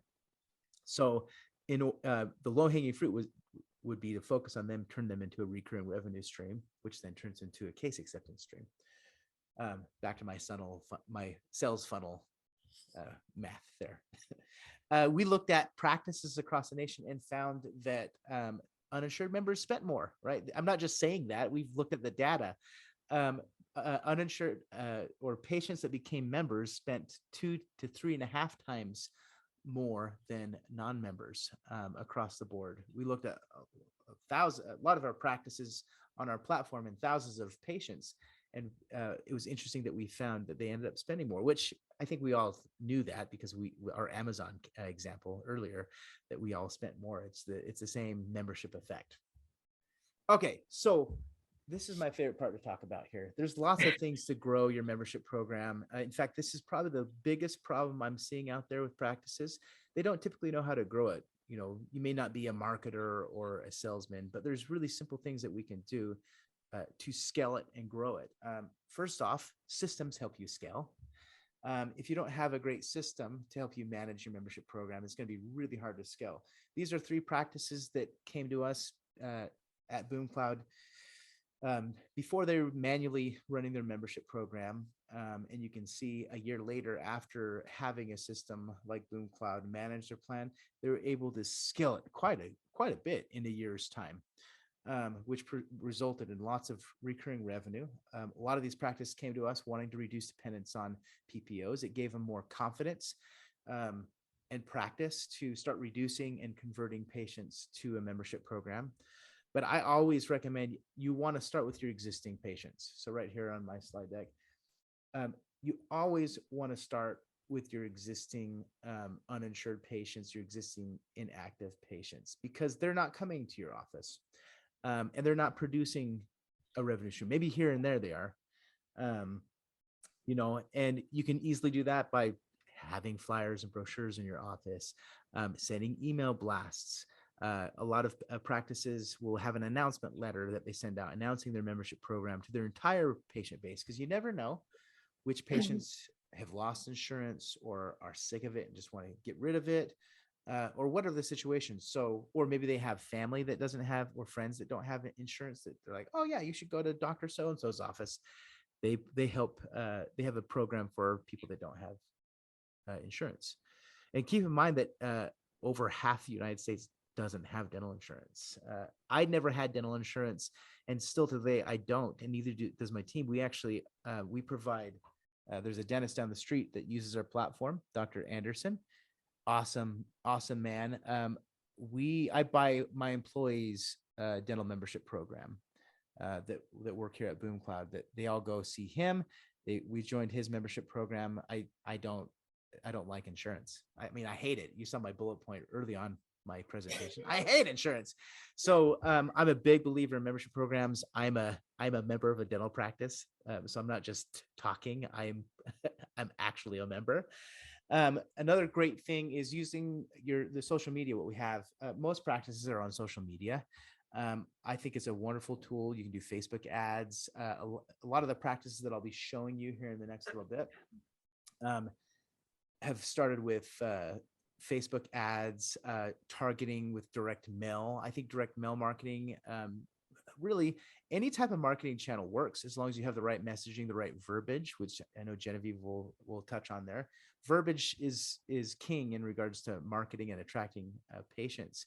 But a lot of practices have used direct mail marketing to target the 55 and up communities, people who are getting ready to retire or are retired. And they'll send direct mail marketing pieces educating that they can come to the practice without insurance, making sure you have information on your website that explains your membership program and allows people to sign up from your website using Google Ads. And then live presentations. I know lots of practices that have gone to like the 55 and up communities or even B2B businesses and presented to those types of potential patients to join membership programs. And that works really well because you're offering education with a solution at the end of it. So the next one I'm going to talk about. Did my mic turn off? Is it back on? No, I can hear you. You can hear me? Okay. Yeah, I keep getting an alert. Hopefully I'm sounding okay. So this is a new thing that's happening. It's been going on in the membership space for a while, but it seems to be becoming more and more popular. Is attracting small business owners and their employees to come and join your membership program, which I think I call this leveraged sales, meaning you're not selling, one-on-one from, a consumer model as they come in, which I think is great. I love leveraged sales, meaning you can go find a 20 location business, a 20 employee business, educate them on the benefits of joining a membership program and how the business will save money and retain patients in this interesting market we have, where what do they call it? The Great Resignation, where employees are moving and going away from their current jobs, and it's just a huge migration of employees moving around in an age where we need to focus on retaining employees. A dental membership program could be a benefit for a lot of these businesses out there in your community. But we're looking at this right now and helping a lot of practices do this. You typically want to identify an industry to target. And I have a target list on this other side here that are, I typically Bars. say that again. Bars is on your list. I don't know who put that. Somebody put bars. We've actually had some practices that have very success with bar owners and their employees because with the pandemic, they suffered quite a bit, and we're trying to retain people. But yeah, I know we would all like that, right? We wouldn't like a bar owner to come in. I'm sure you can swap some benefits there. So we're looking at a lot of industries and seeing which ones are more likely to join a dental membership program and get their employees on. So you want to identify an industry or a niche. You want a typical business size is 5 to 50 employees, what we're seeing that are more likely to join a dental membership program and get their employees coming on. You want to identify the core leaders of that. You could do that so easy with LinkedIn. In fact, I got a whole article that I'm writing, and it'll be on Dental Economics magazine on how to attract small business owners and their employees to your membership program to get not just one employees, but many. Right. You can start an email list and a visit campaign is what we call them. So visit the local areas. We had a practice that targeted restaurants that did really well, signing up restaurants and their employees to their dental membership program. They just went around, visited all the local restaurants and got in contact with the owner and signed up all the owner and their employees. So it's just simple as just networking and reaching out. Right. And then obviously I tend to focus on, it doesn't say this on here, but I tend to like to focus on like health oriented businesses, businesses that are in front of people, like accountants, marketing agencies are working with people, restaurants that, they're face to face with people, any type of advisor or consultant. Realtors are a good one. And there's hubs of realtors out there that they're always working with people. If they've got, if they're not taking care of their teeth, they're going to look weird and people probably won't trust them as much. Mental health offices, day spas, things like that. And then of course the assisted living or the 55 and up communities, a lot of people have been having success with their insurance brokers. Anyone who's customer facing, who has to face a customer, they're going to be a little bit more health conscious that we're seeing. But there's lots of different industries in your area. This is just an example target list where we're finding success when practices reach out and provide information to and education to start having their employees join the membership program. So that's what I see. That's what's happening now in the industry. And I think it's a really smart strategy to go about it. In addition to that, as you're going out of network with with your insurance, the PPOs that you're working with, figuring out and educating them to convert over to a membership program is another wonderful strategy. So that's kind of what I think is helping practices grow, starting with the low-hanging fruit. Don't skip that step. You want to have some early wins when you launch a membership program, especially if you or just have a brand new membership program fresh on the market. You want to start with your existing uninsured patients. Some people try to skip that because they're like, well, we don't want to get our existing patients in because we feel like to Genevieve's point, we feel like they focus on the discounting. We're already getting, 100% of them paying their full fee, which is not true. It's the best way to drive those early wins for your practice. So I'm going to shift gears a little bit, and I'm going to talk about some case studies, what we're seeing out there in the industry, and what practices are doing number wise. I like looking at some numbers here. So these are some old screenshots of some of our practices. This is our dashboard for Boom Cloud. So if you see this first example, this is a practice that actually started a membership program from scratch during the pandemic in 2020. And this particular practice, they were in California, which had a lot of strong regulations in running the practice. They, the first month and a half, I believe, 2 months, they targeted their uninsured patients and got 281 patients to sign up. Just under $7,000 in monthly recurring revenue, or $82,000 in annual recurring revenue. And they focused on really simple stuff, reaching out to their uninsured and inactive patient base.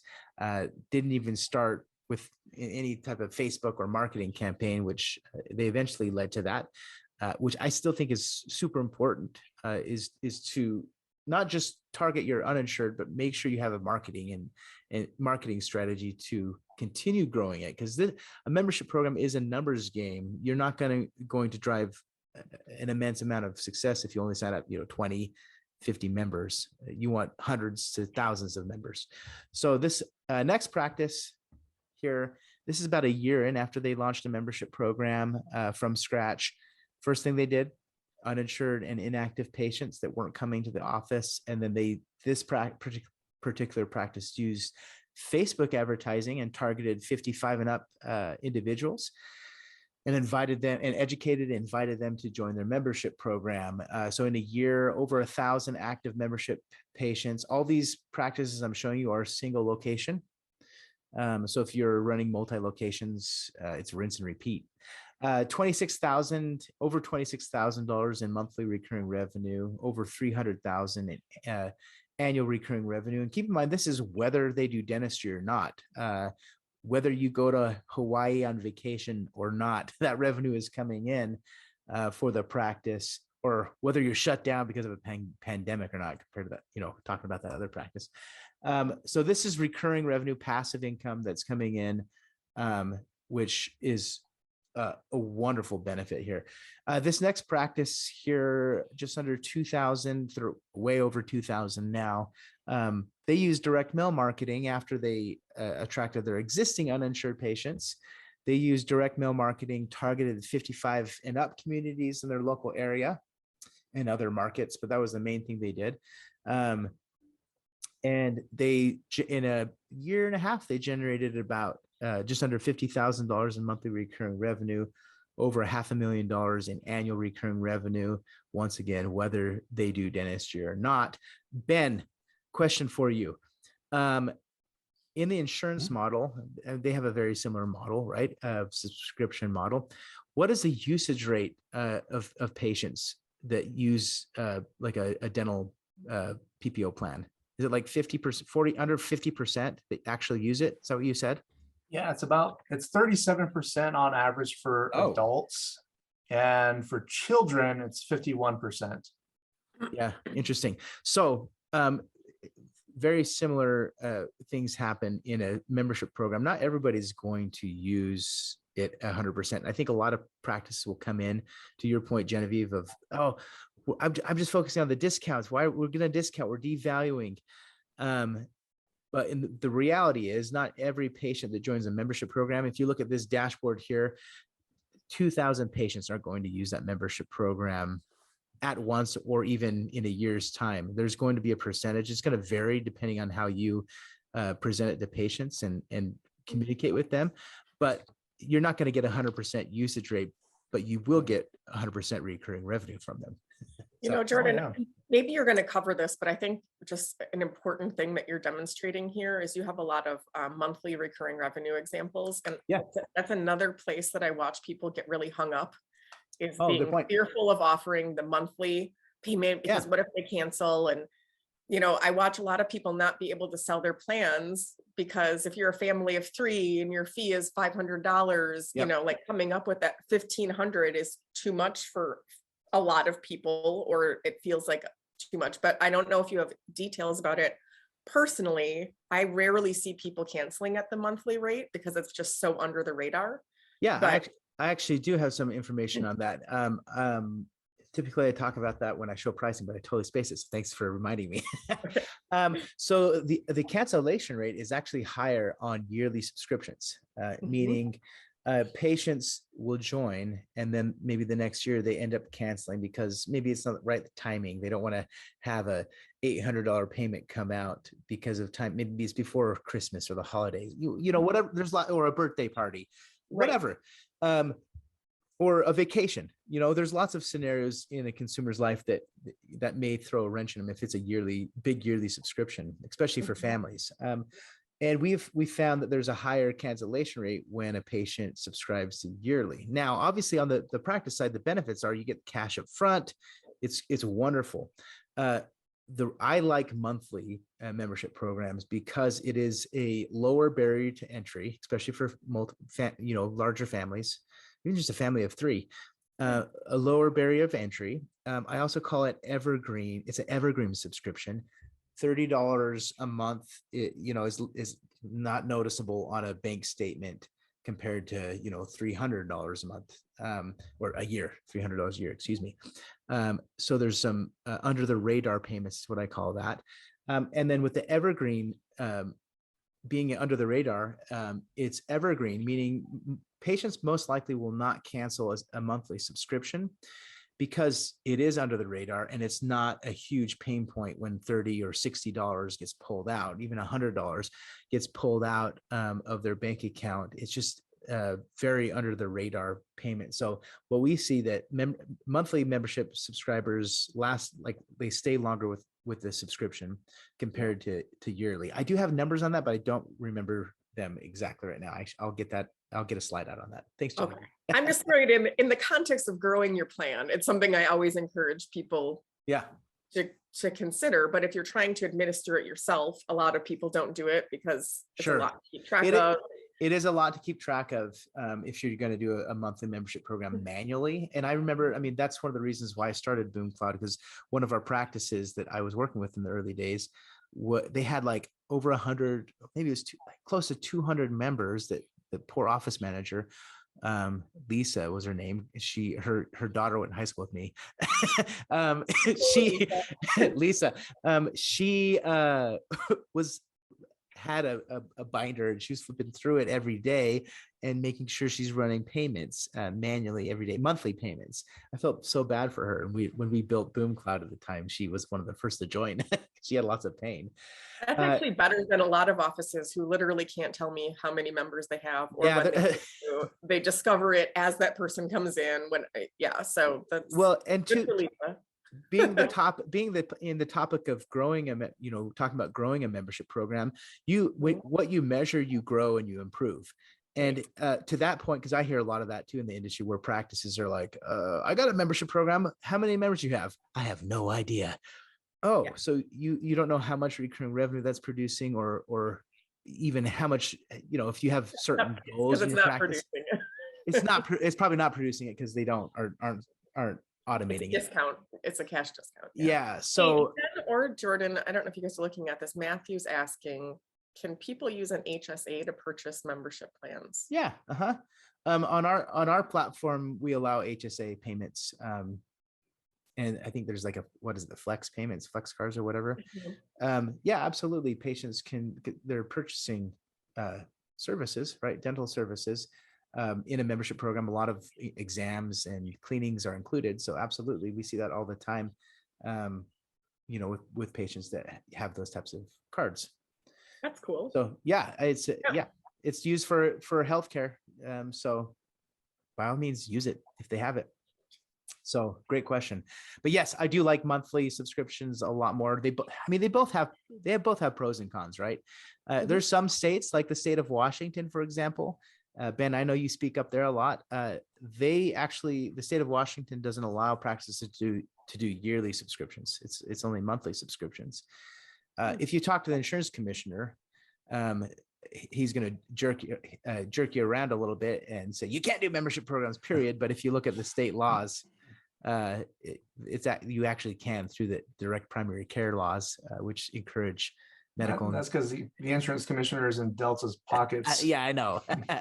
I've talked to them over there. Yeah, let's just say they don't like me. They have you on a dartboard. Yeah. Well, vice versa. I've got them on a dartboard. Anyways, so this is what these case studies are, what practices are achieving, and we're seeing more and more growth these days especially as patients move from job to job in this type of market, and businesses want to offer more benefits to retain employees. A membership program is an awesome solution for your local businesses. But this particular practice, back to this, they used it was direct mail to 55 and up communities, and that drove their success and their growth. So there's many ways to grow a membership program, but I would encourage you to pick one marketing strategy aside from attracting your existing uninsured and your existing inactive patients. And whether it's business, a B2B type marketing, or community type marketing with the local 55 and up communities, I would pick some type of marketing and focus on it and make sure it works before you do it, because marketing is an experiment. Not everything is going to work across the board and in every different market. So you want to make sure it works before you scale it. Right. So these are some examples here. Wrapping up, I would encourage everyone here to go schedule a demo, learn about how the BoomCloud platform can help your practice create, organize, and scale or grow your dental membership program, and automate a lot of the tasks that you don't want your office manager to do. This shouldn't be another insurance admin pain, right? Where we see lots of practices that manage a manual membership program. They're like, oh, this is so tedious and hard to manage, and they would rather manage, insurance. We want practices come to us because they want to set up the membership program right, and they don't want to give another job to the office manager, because we know how busy you guys are running and practices. I mean, my mom and my aunt, my mom is a twin. I'm a twin too. I need to start showing those pictures, huh, guys? And they're both office managers that have used our product over time, and would definitely do this than manual work. But what makes BoomCloud different? There's lots of platforms out there, and what we're focusing on at BoomCloud is exactly what we've educated you today. We have a team of revenue growth managers that help your practice grow. We focus on growth. We call ourselves the dental growth platform, a membership growth platform. And our team helps your practice do text campaigns to your uninsured patients, even some call out and outreach campaigns to your uninsured and inactive patients that express interest and help you sign up more members to your membership program. We're building some artificial intelligence, I call them revenue bots, that actually will help identify in your practice management system who your uninsured patients are, and actually automatically send them text messages inviting them to join your membership program, as well as finding maybe you're dropping a certain insurance company or a PPO contract and you want to educate those patients about your membership program. Our artificial intelligence in the platform will be able to identify certain insurance patients that are on certain insurance plans, and you can tailor marketing, text and email campaigns to educate those patients about your membership program.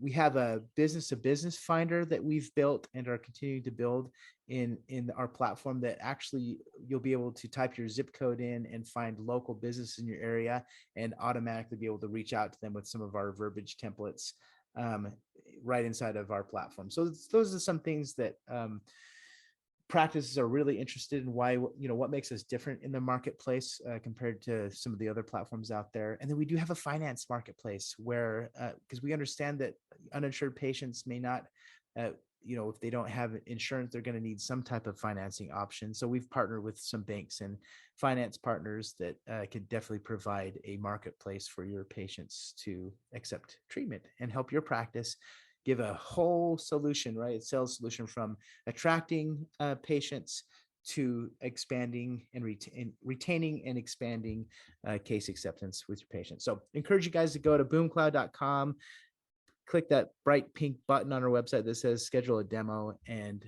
schedule one with my experts. Here's a gift for coming and hanging out with us today.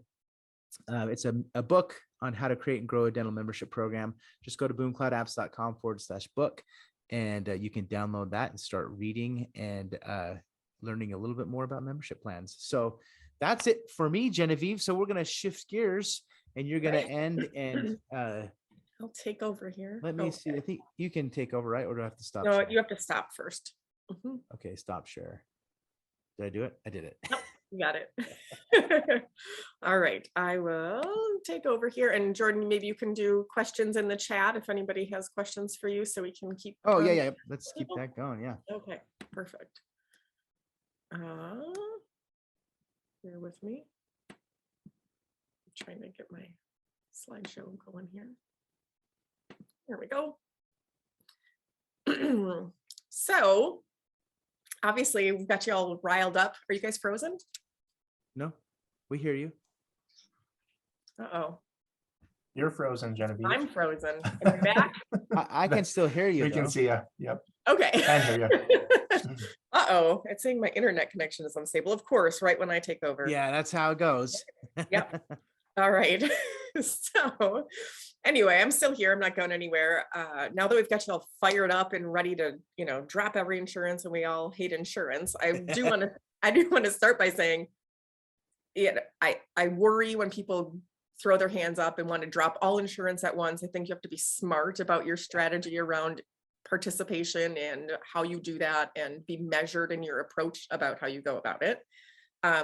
And also, you really have to have verbiage skills, and you have to have a team that's trained to execute on that strategy. So you can't just say, we're not participating with insurance, be on your high horse about it, actually be really negative about it. Because what happens when I see doctors and managers reach this breaking point with insurance and make these decisions is the way it gets communicated to our patients is really negative, and it's very much a roadblock. Where basically what I will literally hear teams say is, we're not in network with anybody, and they just kind of throw it out there, and they put that roadblock out right at the beginning and just try to get it out of the way because they're so uncomfortable with having these conversations. So similar to Jordan's funnel, there's a handful of places that we can talk about this, and I'm going to try to give you my best new patient whisperer case acceptance stuff today, but I'm happy to send you anything that's in the slides today afterwards. And of course, we're resending this replay so you can share it with your team. But this is me. I've been in dentistry for a really long time. I've done everything from dental assisting to actually owning and managing 7 practices in Wisconsin at one point. I am a customer service maniac. I'm an enthusiastic change agent, which not everybody appreciates about me all the time. I don't understand why. I do. Yes. And I'm a new patient whisperer. So I'm good at building initial conversations with patients that create leads to appointments. And so I want to share some of that and how having a membership plan can play into that, and how you can actually convert new patients regardless of your participation with insurance. So the first thing that I always really have to kind of get out there before I talk about verbiage is the importance of mindset, right? We like to believe that our patients have an insurance mindset, but I can tell you very much that our industry has developed an insurance mindset. And in many ways, we have actually taught our patients to have an insurance mindset. If you look at the amount of time your own front desk teams, or if you're on a front desk team, the amount of time that's going into your day of verifying exactly what insurance will pay for every single thing, and then communicating with specifics and over explanation about insurance. And then guess what, we're wrong anyway, and the patient still owes us $17 and they're mad, and it reasserts for us that patients only care about insurance and they want to know exactly what insurance covers. All of that cycle is very much built by the way that we design our conversations over exceptions instead of majorities. And so our industry is very much dominated. We've created basically front desk teams at this point who view their job as knowing insurance, which is actually really unfortunate to me, because yes, we have to know about insurance, but our job, if you're a treatment coordinator, is not to explain insurance, it's to help people get dental work done. And I think that's an important shift to remember and to get back to in our industry. And none of the verbiage that I will ever share with people doesn't work if your head's not in the right place about it. So I could talk about this single thing all day, but just kind of keep in mind that some of these things will sound maybe oversimplified or crazy to you, but it's because I don't let the detail of insurance participation hinder my belief that patients want to do work or my ability to help them proceed with it. And feel free to disagree with me in the comments. I'm used to it. Similar to what Ben was saying, I'm not the most conventional in terms of my verbiage, but I think what I teach people to do is have really authentic conversations with the right intention and from the right place. And I think that's more important than perfectly polished, memorized scripts. Love it. Because what we tend to teach people to do. So the most common obstacles in, growing a practice and where we bump into really ineffective conversations in dentistry really come down to these 3 things, which is funny, Jordan, because this is your pyramid, right? Yeah, totally. Case acceptance, our expansion, and our retention of them. So totally love it. We could have shared a slide. We should have coordinated on that. And there's a lot here. I could probably spend an hour talking about any one of these things, but I'm going to just try to give you like the most usable, practical things that I can today. So when I talk about insurance mindset, the first thing that I really try to work with teams on is checking their own negativity. When I hear teams saying, we can say we hate insurance, but when your teams are repeating that they hate insurance, this is problematic, because invariably that carries through to the way they're communicating about insurance with your patients. Perhaps my biggest pet peeve is when people tell me these people. Every single practice that I work with across the country will tell me that I don't understand because these people only do what insurance covers. These people don't have money. These people don't have high dental IQs. These people don't care about their teeth. I can tell you also for sure that in practices across the country, I've never encountered an actual population of these people. It's not a real thing. And all patients are just normal humans. There's no such thing as these people. I get it too, like Google patients. We hate Google patients. Like Google, I'm trying to find a patient that's not a Google patient. I don't know to tell you. All people are looking for your number on Google. Like every single person is on Google. That's hilarious. We also label our patients as insurance driven or price shoppers. We have populations of people that are less than ideal patients.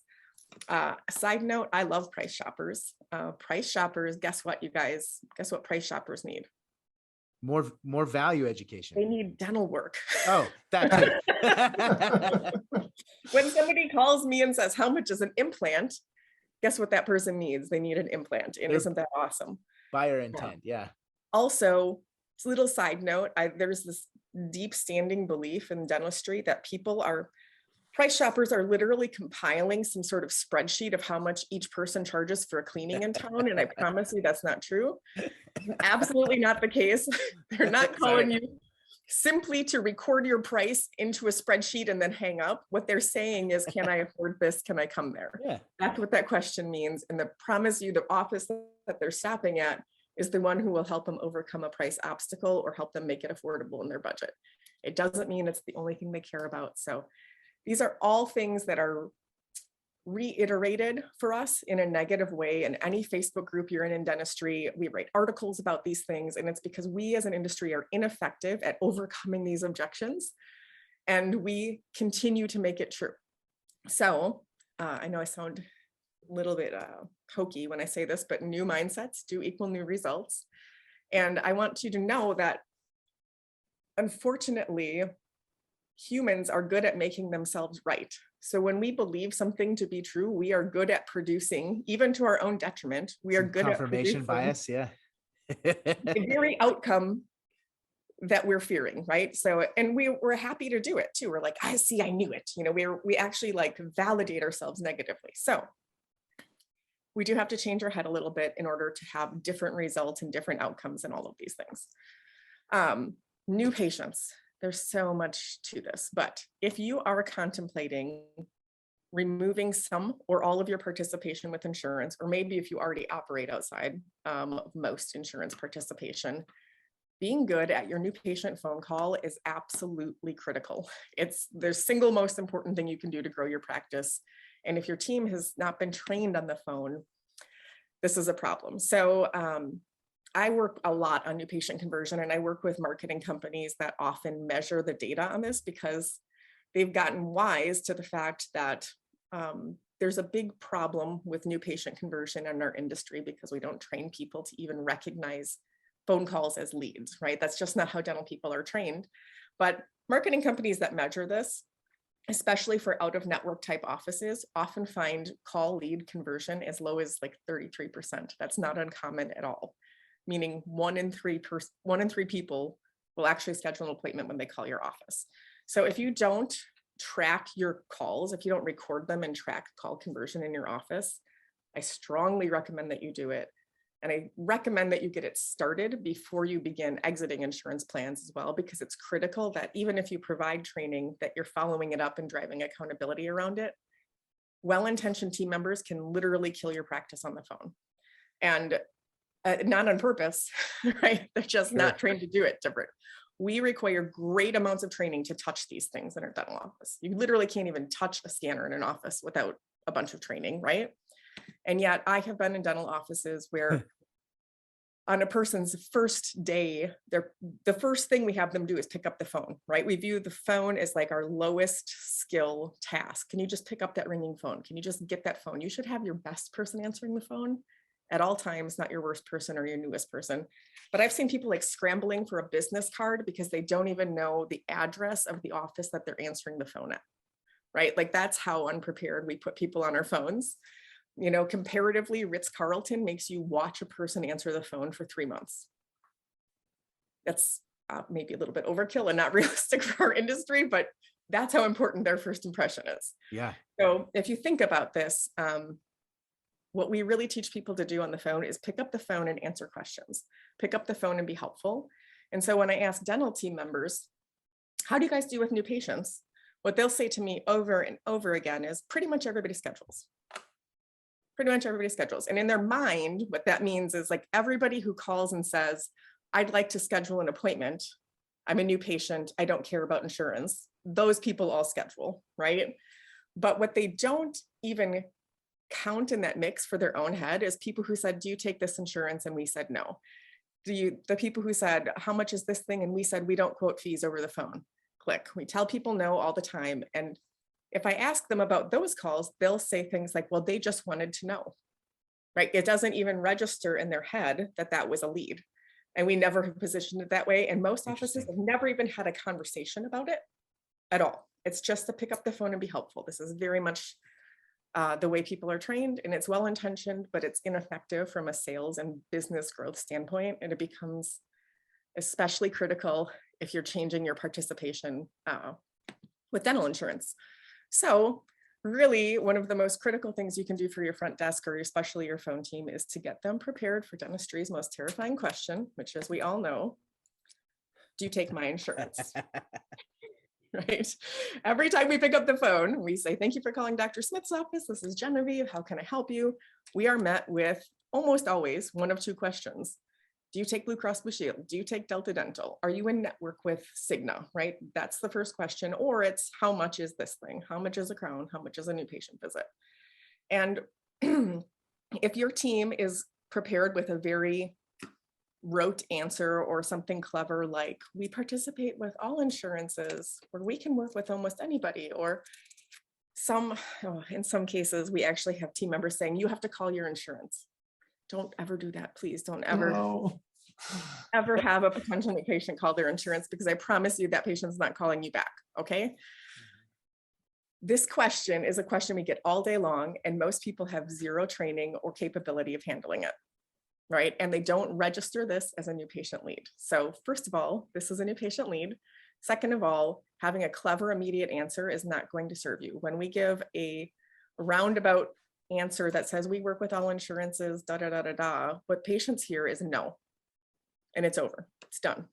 And that's why our conversion rate as an industry is so low. So typically what I hear is a clever answer, a little bit of that judgment coming in. In some cases, I can almost hear the eye roll, right? They're just getting this over with. No, we don't. In some cases, it's really bad. Honestly, the attitude is so bad, like, no, we're not in network with anybody. You have to pay cash. And they're just like getting it out of the way because they're used to this being a problem. And so they just want to get it over with, and they get it out right away. And then if that person manages to stay on the phone, if they jump that hurdle for us, then we start with things like, what's your birthday? Which is a weird first question to ask people, but oftentimes I hear dental people ask that question before they even know a person's name, because dentistry is prompting them to fill in. How old are you? It's very strange. We start with information gathering, and we very much manufacture conversations that we remain in control of that are yes, no questions, information gathering questions. And so if you look at any other company that spends what we spend on marketing to produce phone calls, most other companies would send that phone call to a trained salesperson. We send them to a person who is not at all prepared to sell, frankly, usually don't even like the word sell, and are basically trained insurance experts who want to show them everything that their insurance isn't going to do for them to be helpful, right? That's kind of how we've set this up in our industry. It doesn't make any sense, but that's what we're all doing. It's okay, we can fix it. So chapter 1 of our new mindset is just a little different way to do this. And I won't be able to give you all of these details, but I just want to give you an idea of how you can send this call in a different order, because this is what has to happen. When I put this call conversion process slide up as I'm training teams, a lot of times people will look at this and say, yeah, that's pretty much what I do. Pretty much do that on the phone. The problem is this is not what anybody does on the phone. What happens is they ask us the question, do you take my insurance? We say no, done, it's over. It's a yes, no, it's a back and forth. So to be able to do this, we have to teach our teams to be a little bit less reactive to that first question, and essentially to become really effective at putting a pin in the first question without being elusive or deceitful, right? So by that, I mean, when we pick up the phone and they say, do you take my insurance? I say something like, let's check on that for you. What's your name? And actually, if I'm answering in my own state in Wisconsin, I probably would say like, oh, sure, let's check on that for you. What's your name? I believe it should sound authentic and it should be you, right? Totally. I get that if you're answering the phone in New Jersey, you sound a little bit different than I do. The framework definitely works, and it works across the country, and actually in more than across the country. Multiple countries use this, okay? Then once we have the opportunity to move past that first question, not with the intention to deceive them later on with a clever answer, but with the intention to connect with them and understand this caller a little bit, it allows me to provide them an answer or solution that makes the most sense for this caller. So my best example of this is if I can say, let's check on that for you. What's your name? Grab their name. I don't ask their birth date, weirdly. I just get their first name. a number in case we get disconnected. And then I say something like, tell me what we need to get you in here for, right? I just open it up, open-ended. I don't say, so do you have a limited, focused, or comprehensive new patient exam? Like I watch a lot of people get really black and white and really weird with this stuff. I just say, tell me what we need to get you in here for. The answer I am going to provide a person about how we work with insurance is probably going to be different with a 50-year-old man who hasn't been to the dentist in 15 years, but just got a Delta dental card, right? Versus a mom with 3 kids who wants their teeth cleaned. And if I can have the benefit of positioning the use of insurance and how that will work for them in our office, after knowing them and after connecting with them and probably being best friends with them at this point because I'm super likable, right? Yes. Right. The thing is, the tip is everybody's super likable when you're talking to another person about themselves. When people talk about themselves, they like you. And that's the trick here, right? So I learn about them. Interesting. And I provide the answer. And then I say, and my answer is, so let me tell you how insurance is going to work for you in our office, right? Then I lead in. I'm not being sneaky or tricky, right? I love Ben's verbiage of unrestricted, but I'm clear about what that means. We're unrestricted, which you might know is out of network. We do that so that we can provide the best care, right? We give that answer. I don't like to deceive people at all. It's not good for your practice to just get people through the door and trick them. It leaves bad reviews. They only come once. It creates a lot of churn in your office. And then I say, let's do this. Let's get you in. And I make the appointment that sounds like I invented it for them, right? It might go on my schedule as comprehensive new patient exam, but it sounds more like, let's get you in here. We'll take a picture, we'll take pictures, we'll take x-rays, we'll take a good look at everything. We'll get a game plan together, and then I'll help you figure out how we fit that in your budget. How does that sound? They always say that sounds great. We put them in the schedule. And then at that point is when I gather their information, like their address and their birth date and all of that information. So that's the quick run through of my call conversion process. I can send this to you if you'd like it. The real key here is to build in your team the idea that we have to ask open-ended questions to connect with people. And we have to do that. We have to express an interest in people before we give that answer. Sales 101 is just the later in a conversation that you provide that same answer, the more effective you're going to be, right? It just happens. It's just magic. You give the same basic answer 1 minute later, and the result will be very different. So ask more questions, be prepared to ask open-ended questions. This is an issue in dentistry. If you listen in dental ops, to dental phone calls, we ask people yes, no questions because it's how we stay in control, right? My best example of this is when I hear people call with a toothache or a broken tooth. A lot of our teams actually literally have a checklist of yes, no questions that they have to ask. They'll say, where is the tooth? Upper, lower, right, left? Is it third from the back? Is it fourth from the back? Is it sharp to your tongue? Is it sensitive to hot? Is it sensitive to cold? Is it throbbing at night? I'm getting We ask interrogated. these questions when really what we should say is, oh my gosh, what happened? Tell me what's going on, right? Totally. And I will tell you, they will tell you most of those answers. And also, I was an assistant for many years. I understand the clinician point of view. That's driven weirdly from like our clinical team's desire to have all the information before a patient is seated. And I will have assistants fight me on this and say, well, we have to have the PA set up. And I know well enough that we can identify one of 32 teeth in a matter of seconds when a patient is seated. And if you're set up for the wrong PA, we simply have to flip the lever. It's super easy to change that. So it's not a huge deal, but they get held up on information and competency. And so then we produce that in our phone calls. And I just don't think these sides of the business talk to each other very much, and they don't understand what barriers that causes. And they don't understand, for them, there's actually a lot more value walking into the op saying, a little birdie told me you had an ice fishing accident, right? Versus walking in and saying, I understand that you've chipped an upper right incisor. That's not impressive, right? The story is what people connect on. So get your team prepared and be prepared yourself, evaluate your own conversations and evaluate it for the fact, like, are you asking open-ended questions? Is that happening? So a little bit of what it sounds like. Hey, one of you guys want to role play this with me? I'll do it. Okay. What color am I? What color am I reading here? You're gonna be this light blue. I'll play the role of myself. All right, let me move some of my screen so I can see my script. All right. I mean, my Ring, frame. ring, ring. Okay. Thank you for calling Dr. Smith's office. This is Genevieve. How can I help you? Yo, Genevieve, I was wondering if you take Delta Dental. I'd be happy to check on that for you. What is your name? My name is JCOM. Okay, Jacob, when was the last time we saw you in the office? Yeah. I don't think I've been the office before. It'd be a new patient. Oh, wonderful. Thank you for calling us today. Can I get your number just in case we get disconnected? Yeah, it is 911-367-210. Great. 555-3210, right? Yeah. And Jacob, who can I thank for sending you to our office? Yeah, I think I found you on Google. I'm one of those Google patients. You're a Google patient. Well, I'm so glad you found us. Now, before I check on that insurance, tell me what we need to get you in here for. Right? Yeah.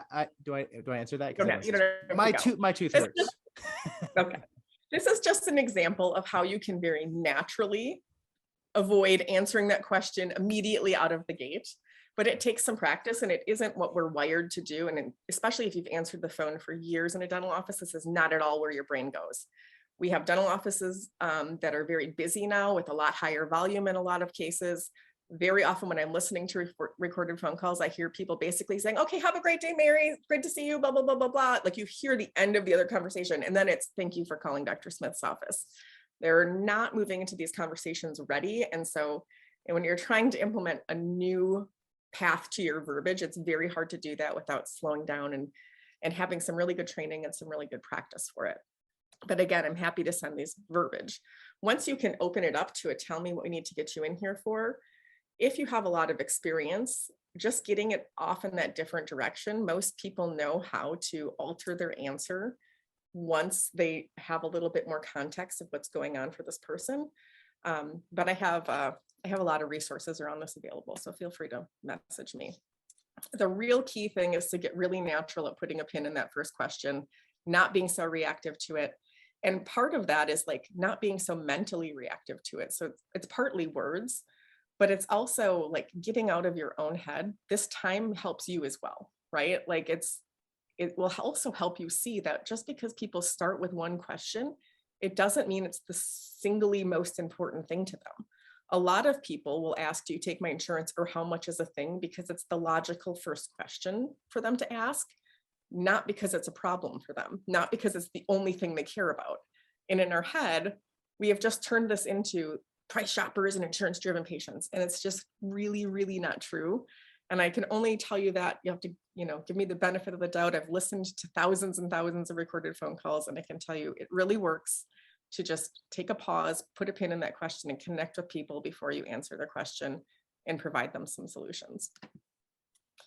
The basic phrase is, I'm happy to check on that for you. What is your name? If they said their name, and this is why you have to answer the phone listening, it has to be, I'm happy to check on that for you, Jaycon. Can I grab your number just in case we get disconnected, right?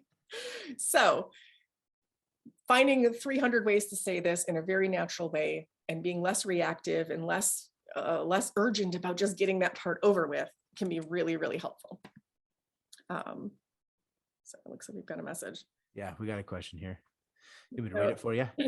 Yeah, if a patient I'm really good at reading scripts. Okay. So if a patient actually asks you for the price, you try to pin the question, would you answer the price of it at the end? I would. I wouldn't give an exact price. I don't quote fees over the phone. And we have like a range. These are really weird things that we're stuck on, right? But if we can't give people an idea, what that feels like is it's too much for me to tell you. Would you give them like a range? Yeah. So I would say, let's see if I can get you an idea, right? Tell me what's going on. Somebody says to me, how much is a dental implant? I don't say, well, we don't technically place the body of the implant, but we do restore them with the Yeah.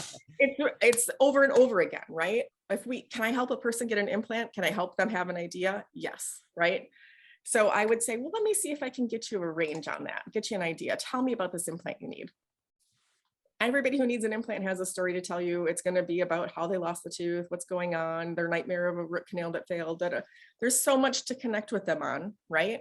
And then after they do that, I'll say, okay, Jordan, I know you wanted to know roughly what an implant would cost. Jaycon. I would say something like, It's super hard for me to tell you exactly because there's so many factors that go into this, but based on what you're telling me, it could be anywhere from $6,500 to $10,000, right? It could be anywhere from this to this. Why don't we do this? Let's get you in here, have Dr. Smith take a look at it. He'll get us a better idea of pricing, and then I'll sit down and help you figure out how you work that in your budget. How does that sound? Sounds awesome. People, when you say we can't quote fees over the phone, you have to come in for an examination and it feels like I do. Can I mention one thing that I noticed that you did? So you ended the question, how does that sound? And then you stopped talking, you went silent. And I think that's I call it dynamic silence. When you do that, it encourages, like, I automatically just said, that sounds awesome. Right. But yes. there is a strategy to that. We train our salespeople and people who talk to customers all the time to use dynamic silence after an open-ended question. I think it's a really good tool to realize that you had that. How does that sound is very specifically what I like to use, because what a lot of times what we do in dentistry is we give a bunch of information and we'll say, do you have any questions? Yes. Yes. And you'll hear patients will like kind of freeze and they'll be like, no. Because to have a question, they have to formulate what they're feeling into a question. Whereas what you say, how does that sound? People can just say, that sucks. Yeah. Right. Like they can just actually react they can just say what's in their guts. And that's actually what I want them to say is, oh my gosh, I was really hoping to go in network, or I was really hoping insurance would help me out. Or, oh my gosh, it's more than I thought it would be. Well, and a lot of what I want that to get out there because then I can overcome it. A lot of what we do too on like calls like this, we should be in a discovery mode where we're trying to discover as much as we can about an individual and their situation, so that number one, you can connect, but also really help problem solve with them. Yeah, there's a concept that I really like to teach people as it pertains to really all of the ways that we can grow a dental office, starting with new patients, which is the concept of warmth versus competence. Meaning basically people have to like and trust you before they care about your skills. It's just a real thing deep in our brains. It's not just a warm, fuzzy feelings thing. Like if we were cave people, I would first determine if I trusted you not to murder me in my sleep before I care if you're a good hunter-gatherer. Like it's just deeply ingrained that we have to trust a person before we care about their skills. Totally. And we actually do that really backwards in dentistry, in that we lead with our competence thinking that will drive trust.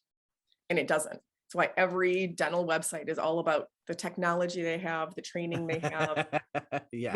And I'm not saying that stuff isn't great. It's just that people don't care about it unless they like you. And it's it's why there are dentists, that weren't technically the best, but they walked on water for their patients. And, there are people I watch that are great clinicians who really struggle to connect with people, but we lead with this and we do it on the phone too. We want to explain everything to you about what your insurance won't cover. And this conversations I've heard where we're explaining downgrades in a very first new patient conversation, but it's not what we need to connect on. And it's too much. It's not helpful to people, actually overwhelms them. So this warmth versus competence always leads with connection over solutions. And we very much lead with solutions. And then maybe if that goes over well, we're like most people in dentistry that I meet, as this isn't intentional, they're all very nice people, but there's a big difference between being nice and being connected. They're not the same thing. And connection takes a lot of being intentional about doing it and understanding like the simple ways that it's done. A lot of it is starting with them, starting with open-ended questions, being willing to answer what they care about first, and not trying to be so control in the conversation and so focused on educating people. I know that's not a popular thing to say, but I will also tell you much of what we want to educate people on, they don't care about. And so I can learn what you might want to be educated on or informed about. If I'm connected with you first, I can give you a much better answer that's much more appropriate for the things that you actually care about knowing about, instead of blanket explanations that cover every facet of what might go wrong in a conversation. So I could talk on this part for a long time, but yes, Danielle, I do try to give people a range. And here's the beautiful thing is if you pin that question, right, and you say, well, let's see if I can get you an idea, right? And then we hear a story that really gives me I have no idea what to quote them, right? Or I don't know enough about what things cost in a case like this to even give them an idea. At least I didn't say no to them up front. I heard their story, and I can say something like, you know, Ben, I know you wanted to know roughly what this might cost, and I really wish I could give you an idea. There's just so many things going on. I don't have a good enough idea, but what I can do is get you in with Dr. Smith. We can figure that part out, and then I can sit down with you and help you figure out how we get this started. That is a totally different answer than I won't tell you, you have to come in. Right. Awesome. And that is not a skill that most people even are considering when they're answering the phone in a dental office. So I guess what I want you to know is, especially if you're in office considering going out of network, being good at this is literally critical to your survival and growth. Like, you have to have people who can learn to do this and learn to think that way and feel that way. It's absolutely critical. So sometimes when I teach all of this, what I'll hear from people who do answer the phone is they just want to know, right? They just want to know if we take their insurance. They just want to know how much it is. They just want to know, you know, these people will only do this. This comes down to it. These people, they just want to know. It's an urgency we feel because we're afraid of answering these questions. I just like to ask people, do you think you could better answer their question if you knew more about them? The answer should be yes, right? And are you more likely to overcome objections if they feel connected to you and like you? Yes. And so that is the primary reason to take a pause, build connection into your conversation first before you provide competency or answers. Okay. I do have a new patient intake form. If you guys want to email me for it, I'll give you my details at the end. And I'm happy to send it to you. That kind of walks a team through this process. The other thing that I just like to say in my sort of last piece about the phone is that, and the new patient side of this especially, is that there's very rarely conversations between dental teams and doctors about what's working and not working on the phone.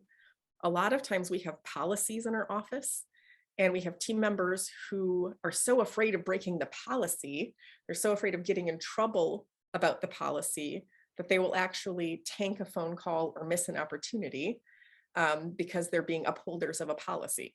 My best example of this, and if you guys have heard me before, you might have heard me tell this story. I apologize if it's old at this point, is that I had two offices in Madison that were about 3 miles apart, very similar marketing campaigns, very similar demographics. One was seeing about 35 to 40 new patients a month. The other was struggling to see a dozen new patients a month. It was really frustrating. I was on my marketing company about it. This is when my starting to record phone calls actually started. I just happened to have, I guess, the weird stroke of good fortune that both my office manager and treatment coordinator were out at that office for a couple days in a row. Both of them were gone. So I was filling in the front desk myself. And the first day that I was there, I scheduled 8 new patients, which is more than they were typically seeing in some months, right? And like, the phone is ringing all the time. I was missing calls, you know, like this phone is ringing. And I had one new patient call, young guy, who said, do you guys require an FMX? Which is a very weird new patient question. Yeah. Oh yeah. But part of me in my head thought, oh crap, because my team is trained on our X-ray policy, right? And so very easily, had that call not come to me, they could have said, yes, we do. We require a full series of X-rays on all new patients, da, da, da, da, da. It could have easily gone that way. And luckily, I owned the place, so I was curious instead of upholding a policy. And I could have made all sorts of judgment about that question. It could have been a crazy no X-rays person. I'm in Madison, Wisconsin. There's a lot of those, right? It could have been a person, if you can't even afford an FMX, you can't afford to come here. There's weird negative things that we tell ourselves about first questions, right? But instead, I just said, well, you know, we like to have one, but tell me why you ask. And he proceeds to tell me that he's been seeing Dr. So-and-so down the road, a very reputable, good dentist. His whole life, he's been going to this dentist. But it's this office's policy that when you're 23, you have to have an FMX, which is very specific. And obviously he's been quoted this policy, and this doctor has some— Not 22, not 24, 23. 23. And I said, is there any reason that you don't want to have one? And it goes on. he goes on to say that, well, he'd recently had a panoramic x-ray to have his wisdom teeth removed. And so he's not eligible for an FMX. And these are the exact words he's using. I'm thinking, this team member is upholding a policy, right? She is doing the thing that she's been instructed to do. Meanwhile, I know this doctor would die to know he's losing a patient over an FMX. But I said, okay, well, is there, there's nothing going on. There's no specific reason that they're pressing on you about this. And he's like, no, it's just their policy. And I said, well, how about this?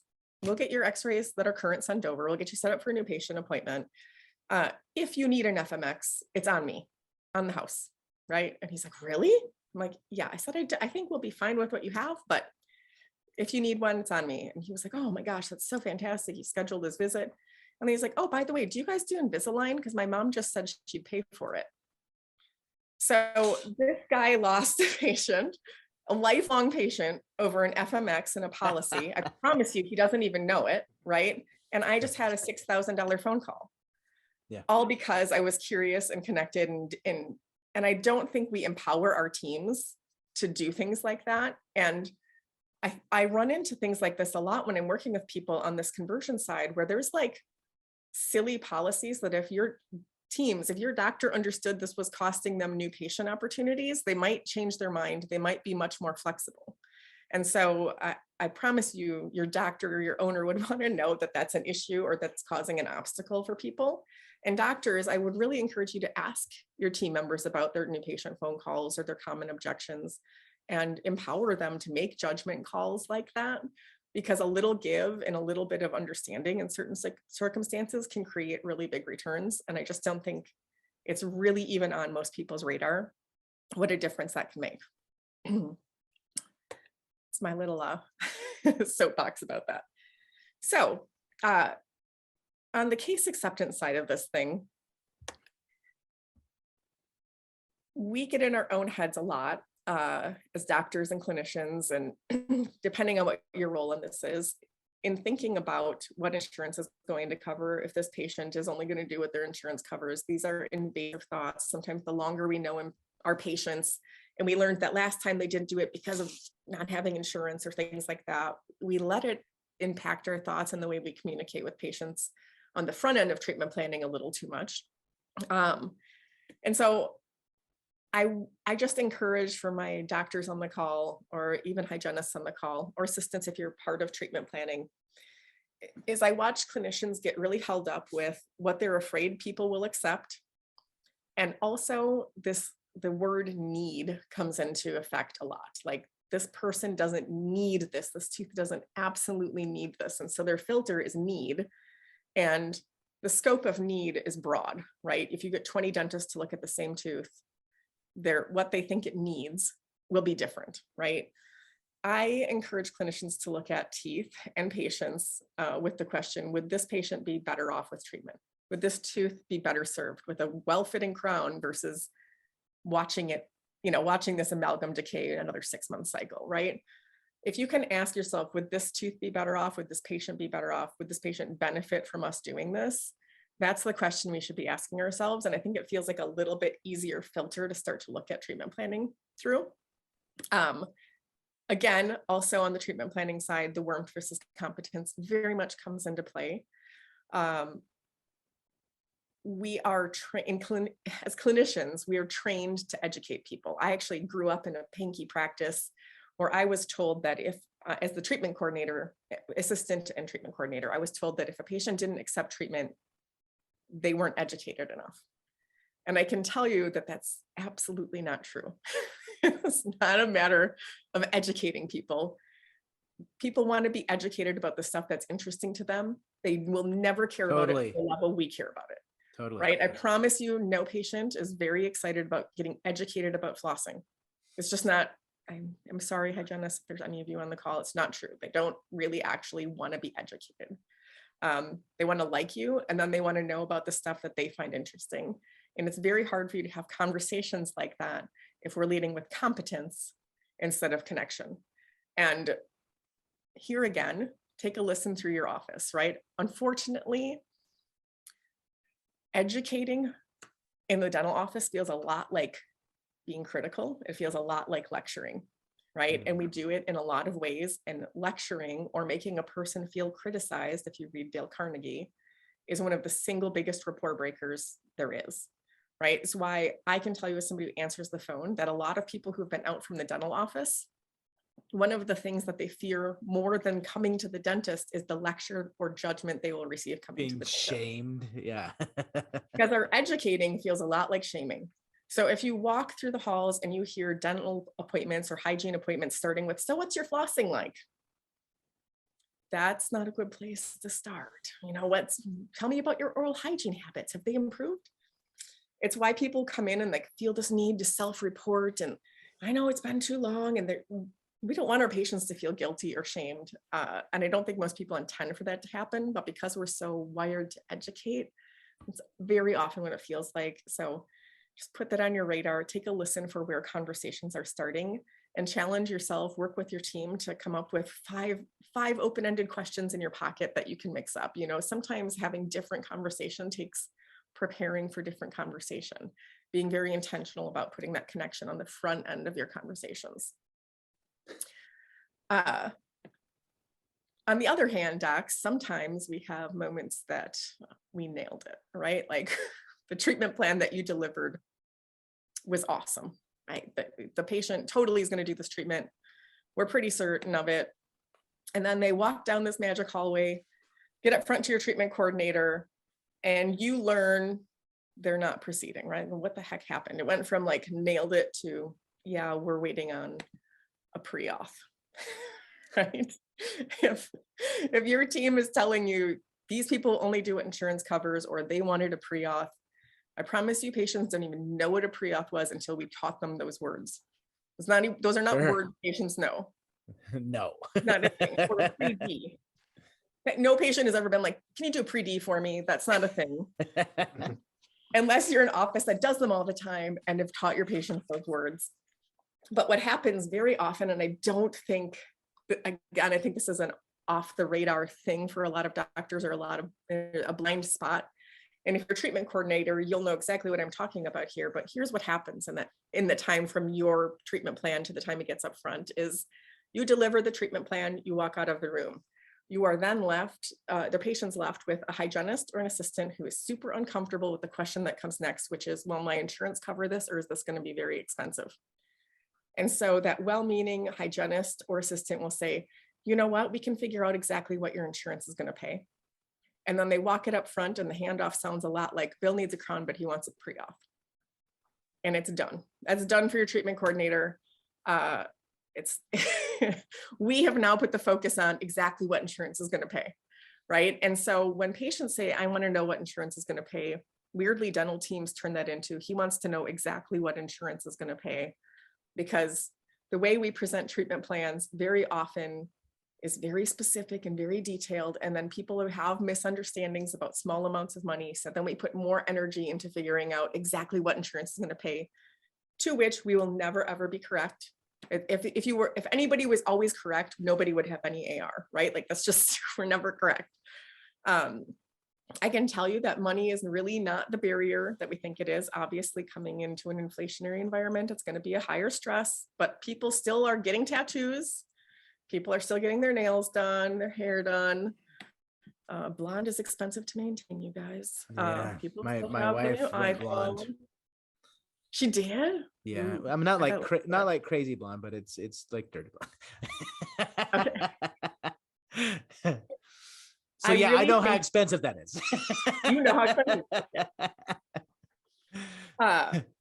So what I really needs to happen to have better, more successful treatment acceptance and clearer understandings and less misunderstandings with people about money is that we have to simplify our language.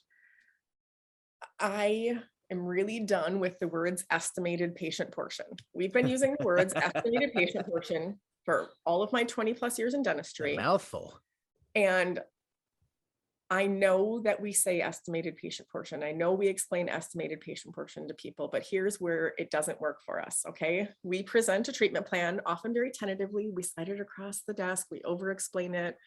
This tooth costs this much. Insurance is going to pay this much. Your estimated patient portion is this much. And we explain it all sometimes in way, way, way too much detail. And then what happens, and this is where I just want, if you guys take nothing else away from this today, this is a huge problem in dentistry. What happens is when that patient comes in for the treatment, what we say is, so today's $87, right? When we explained it in a treatment plan, we might've said estimated patient portion, which the patient didn't really hear. But when we collect it, we say, so today's $87, but today was not $87. Today was $887, right? We're telling them today's $87 so they feel like they've paid you.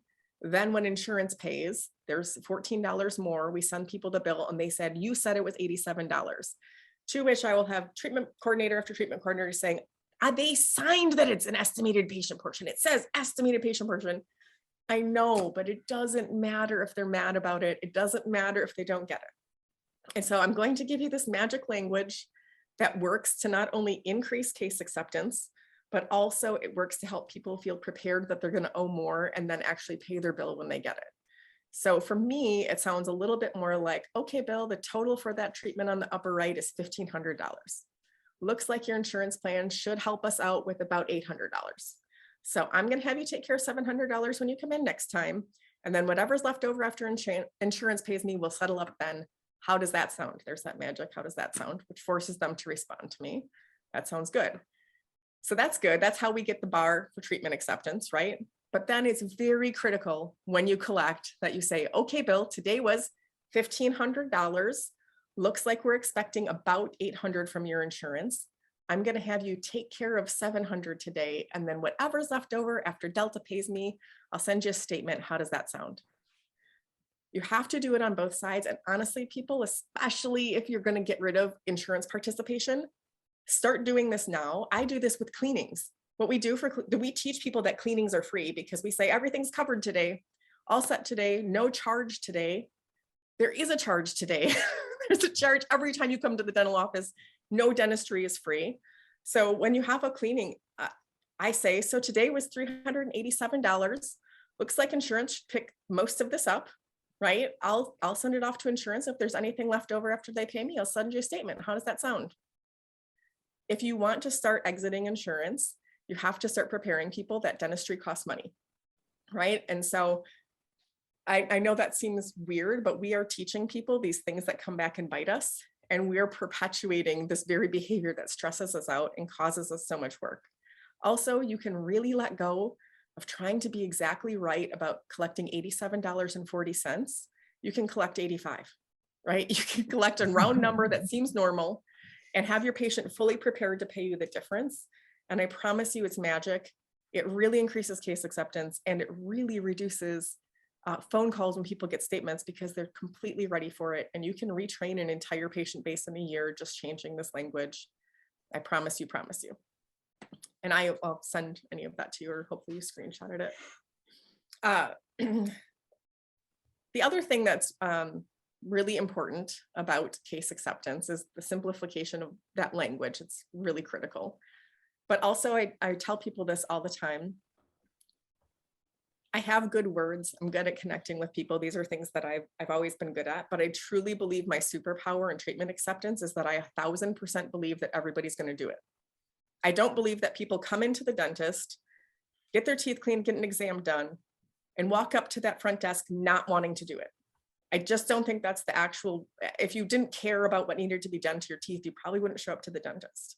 So I think that believing that people are there to take care of themselves and that it's your job to help them figure out how to do it, not if they're going to do it, is really what that role needs to be. And if you can just, honestly, maybe I sound like a lunatic, but truly, if you can just believe that when people call your office, they want to schedule. When people walk up front, need treatment, they want to do it.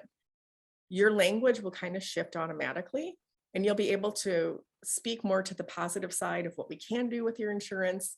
We'll be able to use more assumptive language, like let's do this. And when you're using positive and assumptive language, people feel more confident in you. They have more trust in you and they will follow you along in a way that is very hard to believe based on how we have done it in dentistry, but it's really a small tweak. And a lot of it is up here. And so I could give you a bunch of examples of that, but I want to kind of cover this last little piece. This is my one clever animated slide. This is the missing piece in treatment acceptance. It's cute, right? Missing piece is follow-up. We don't follow up with people who didn't schedule. We have a really weird thing about not wanting to bother people, right? We don't want to bother people. We don't want to Interesting. bother people for, we already called them once, or if they wanted to do it, they would have done it. I'm not going to nag people. There's a lot of, we're as a group very conflict averse. And this is where that mindset kind of comes in. When I call a person to follow up with them, whether that's for a cleaning or for unscheduled treatment, I'm genuinely calling with the intention to help them get going on it. So if you are afraid of follow-up, or you just simply don't have a follow-up system, treatment plan follow-up can be really, really helpful. And working with your doctor to find out like where you can follow up with people, like what would be the best place to start with a larger treatment plan, looking at the types of common things that didn't get scheduled, what's going on with those things, being invested in what doesn't get scheduled, and having a good follow-up system can make a huge difference in overall case acceptance. These are also good people to target if you're implementing an in-house plan, right, Jordan? Like people who have unscheduled treatment, maybe don't have benefits, that kind of thing. Also, tying into that positive and assumptive language, I totally assume if a person doesn't already have my in-house plan, that when there's treatment to do, then obviously they want to get on the in-house plan, right? So let's do this. Let's get you set up with our in-house plan so you can get the best pricing on this, right? So just putting that all in there in a positive, confident way helps people see that you're there to help them figure that part out. People have a lot going on. Don't be afraid to follow up with them. You are not bothering your patients, right? That is just not the case. The final piece of that pyramid is loyalty, right? And I know we're running out of time, but you are not bothering people when you call them for being overdue. I'm currently overdue to see my own medical doctor since COVID. They've called me probably 17 times. I'm not going anywhere else. They're not bothering me.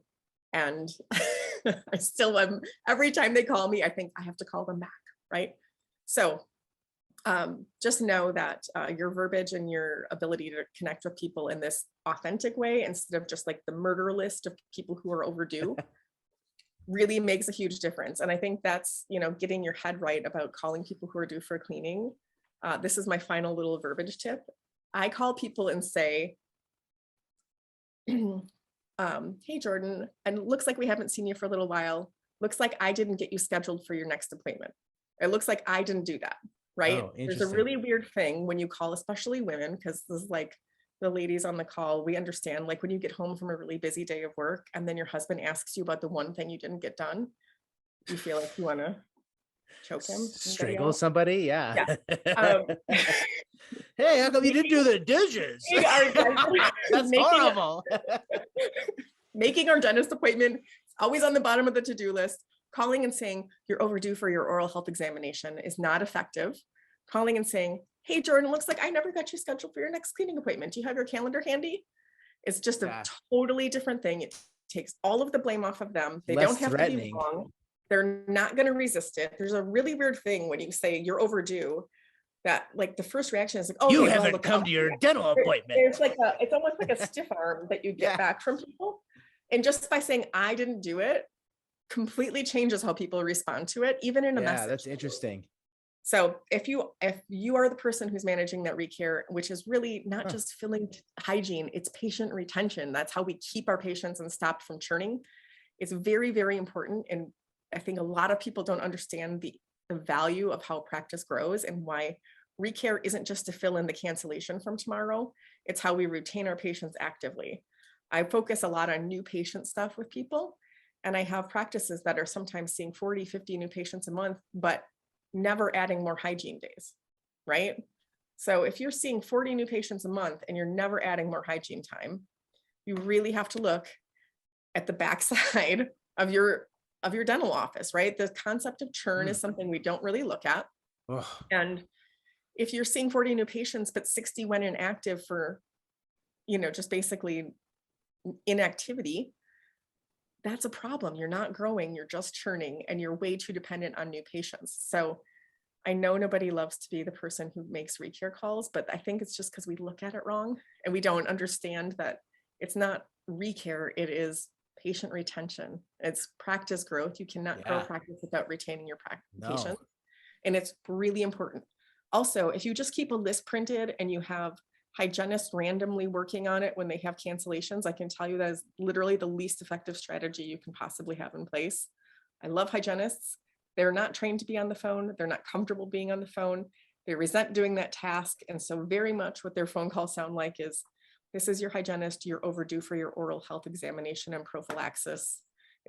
They turn into weird phone robots, very nice people, weird phone robots. Don't put them on your recare list is like the last thing to do in terms of a cancellation. Give it to somebody in the office who owns it, who cares about retaining patients in your practice, and then give them some verbal skills of owning it for the patient and connecting with them even through simple things like a recare call. Anyway, this was a practice that thought they were killing it, 413 new patients in a year, but their net gain was only 80. And they had to spend a lot of money here. Churn is a silent killer. And if you don't know how to look at this or measure this, message me. I'm happy to help you understand it. So we get most of our patients, we get 2 hours a year with. We need to stay connected to them, make them feel special, and remind them why they chose us. The final part is asking for referrals and reviews. And that very much comes into having a great patient experience and also kind of planning for it. So I won't belabor that part of it. This is my contact information. This is my email. It's long, Genevieve. There's a lot of E's in this. Oh, and it's actually misspelled here. Look at that. Oh my God. I've had that happen too. Don't worry about it. It's so many E's, even I have it misspelled. That's pretty terrible. It's spelled like the real way you would spell management, not this type of It's Genevieve at poppypracticemanagement.com. I'm also like the only Genevieve Poppy on Facebook, so you can be very accessible that way. Yeah, I think you're the only Genevieve Poppy I know. So right. So with that, thank you guys for who hung in here with us. If just a little side note, I'll put it in the chat. Ben and I both have some of this similar content, more of a recorded, more of a training course style on a new product called DentLogix. We can send you that if you're looking for a team resource. But now I can just kind of open it up if anybody has questions for any of us before we wrap up for the day. Yeah, and as we're waiting for if there's any questions coming in, so the recording will be processed. Being a longer webinar, it'll take some time, so we'll probably have it ready either later by the end of today or by Monday, depending on how long it takes to process. So there we go. It could take a while. Any questions or any common questions you hear, Genevieve or Ben, with anything here?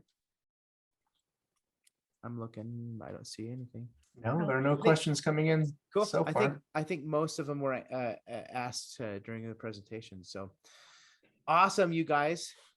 Thank you so much for coming, Ben and Genevieve. Always fun to hang out with you guys for a couple hours. Definitely need to be doing this more together.